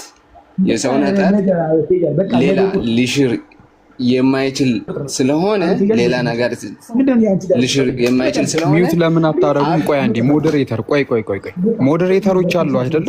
ሰው ገባ ድምጽ ካለ ሚውት አድርጉ ማለት በቃ እሱን ተቆጣጠሩ እንጂ። እሺ ቀጥል። ኦኬ እዚህ ጋር ምንድነው በብሉይ ኪዳን ኃጢአት ይሰራ የነበረው በመጀመሪያ ምንድነው የጠየቁት ጥያቄ? ምንድነው ጥያቄ የጠየቀኝ?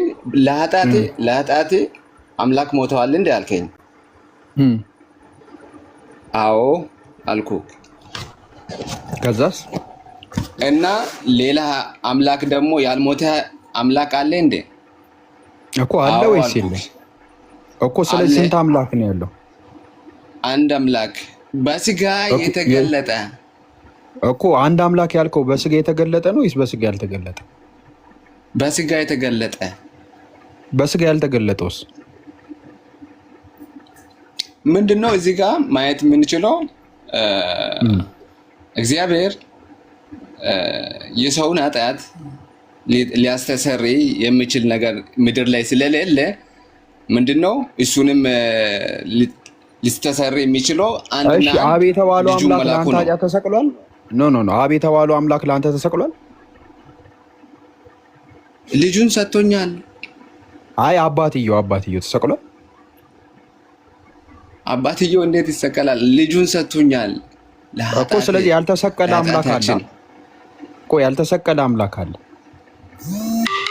አዎ እኮ። ስለዚህ አንድ አምላክ ያልከው እኮ አንዱ የተሰቀለው አምላክ አንድ ነው እኮ። የተሰቀለው በስጋ የተገለጠው መጀመሪያ ዮሐንስ ላይ የተቀመጠው ቃል ያ ስጋ ሆኖ አንድ አምላክ ያልከው ቆይ አንድ አምላክ ያልከው በስጋ የተገለጠው ነው በስጋ ያልተገለጠው?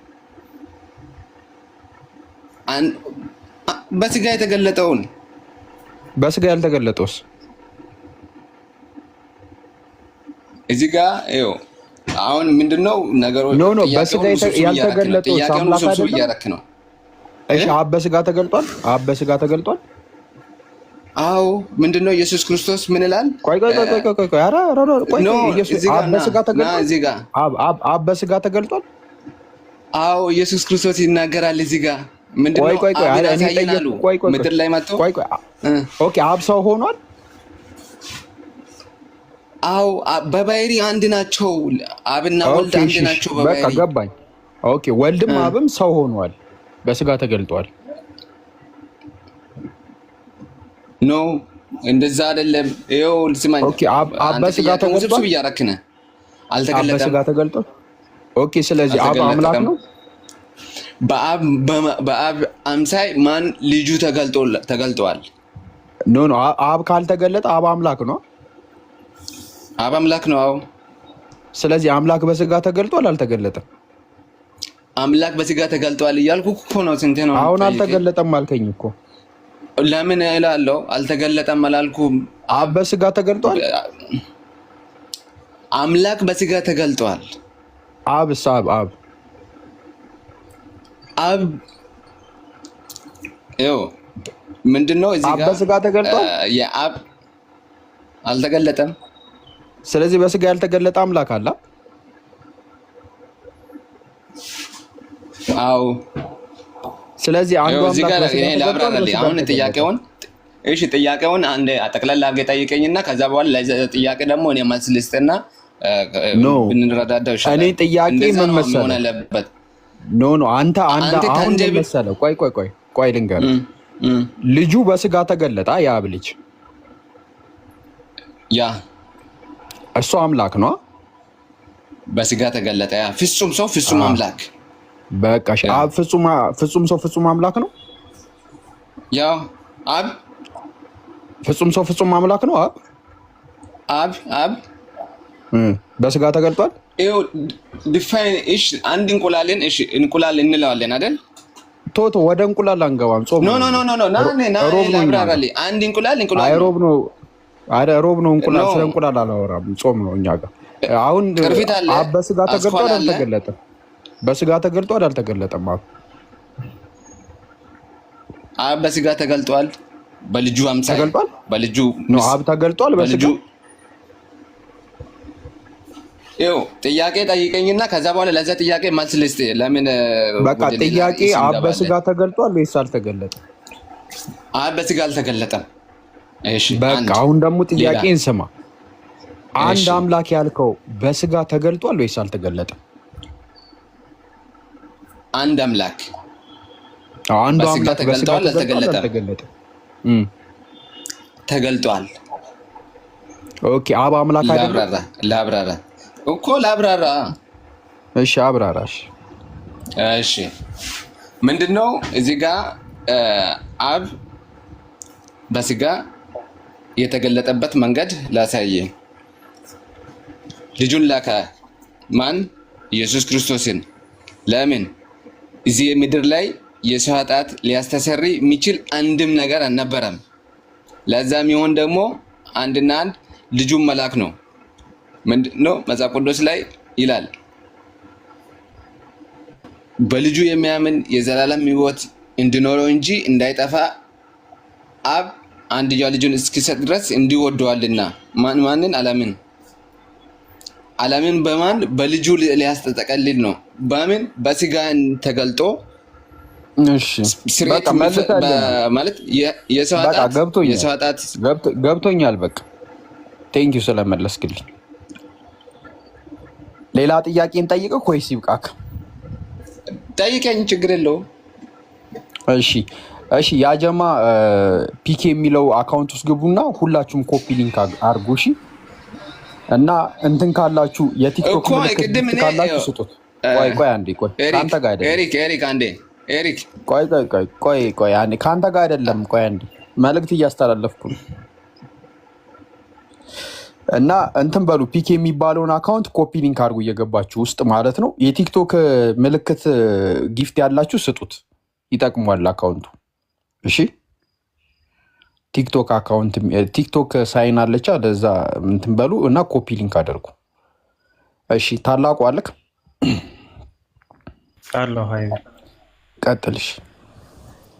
ኮፒ ሊንክ አድርጉለት። እሺ እሱን አካውንት ቲክቶክ ምልክት ያላችሁ ሳይን ለሱ ስጡት ጊፍት ለአካውንቱ አሪፍ።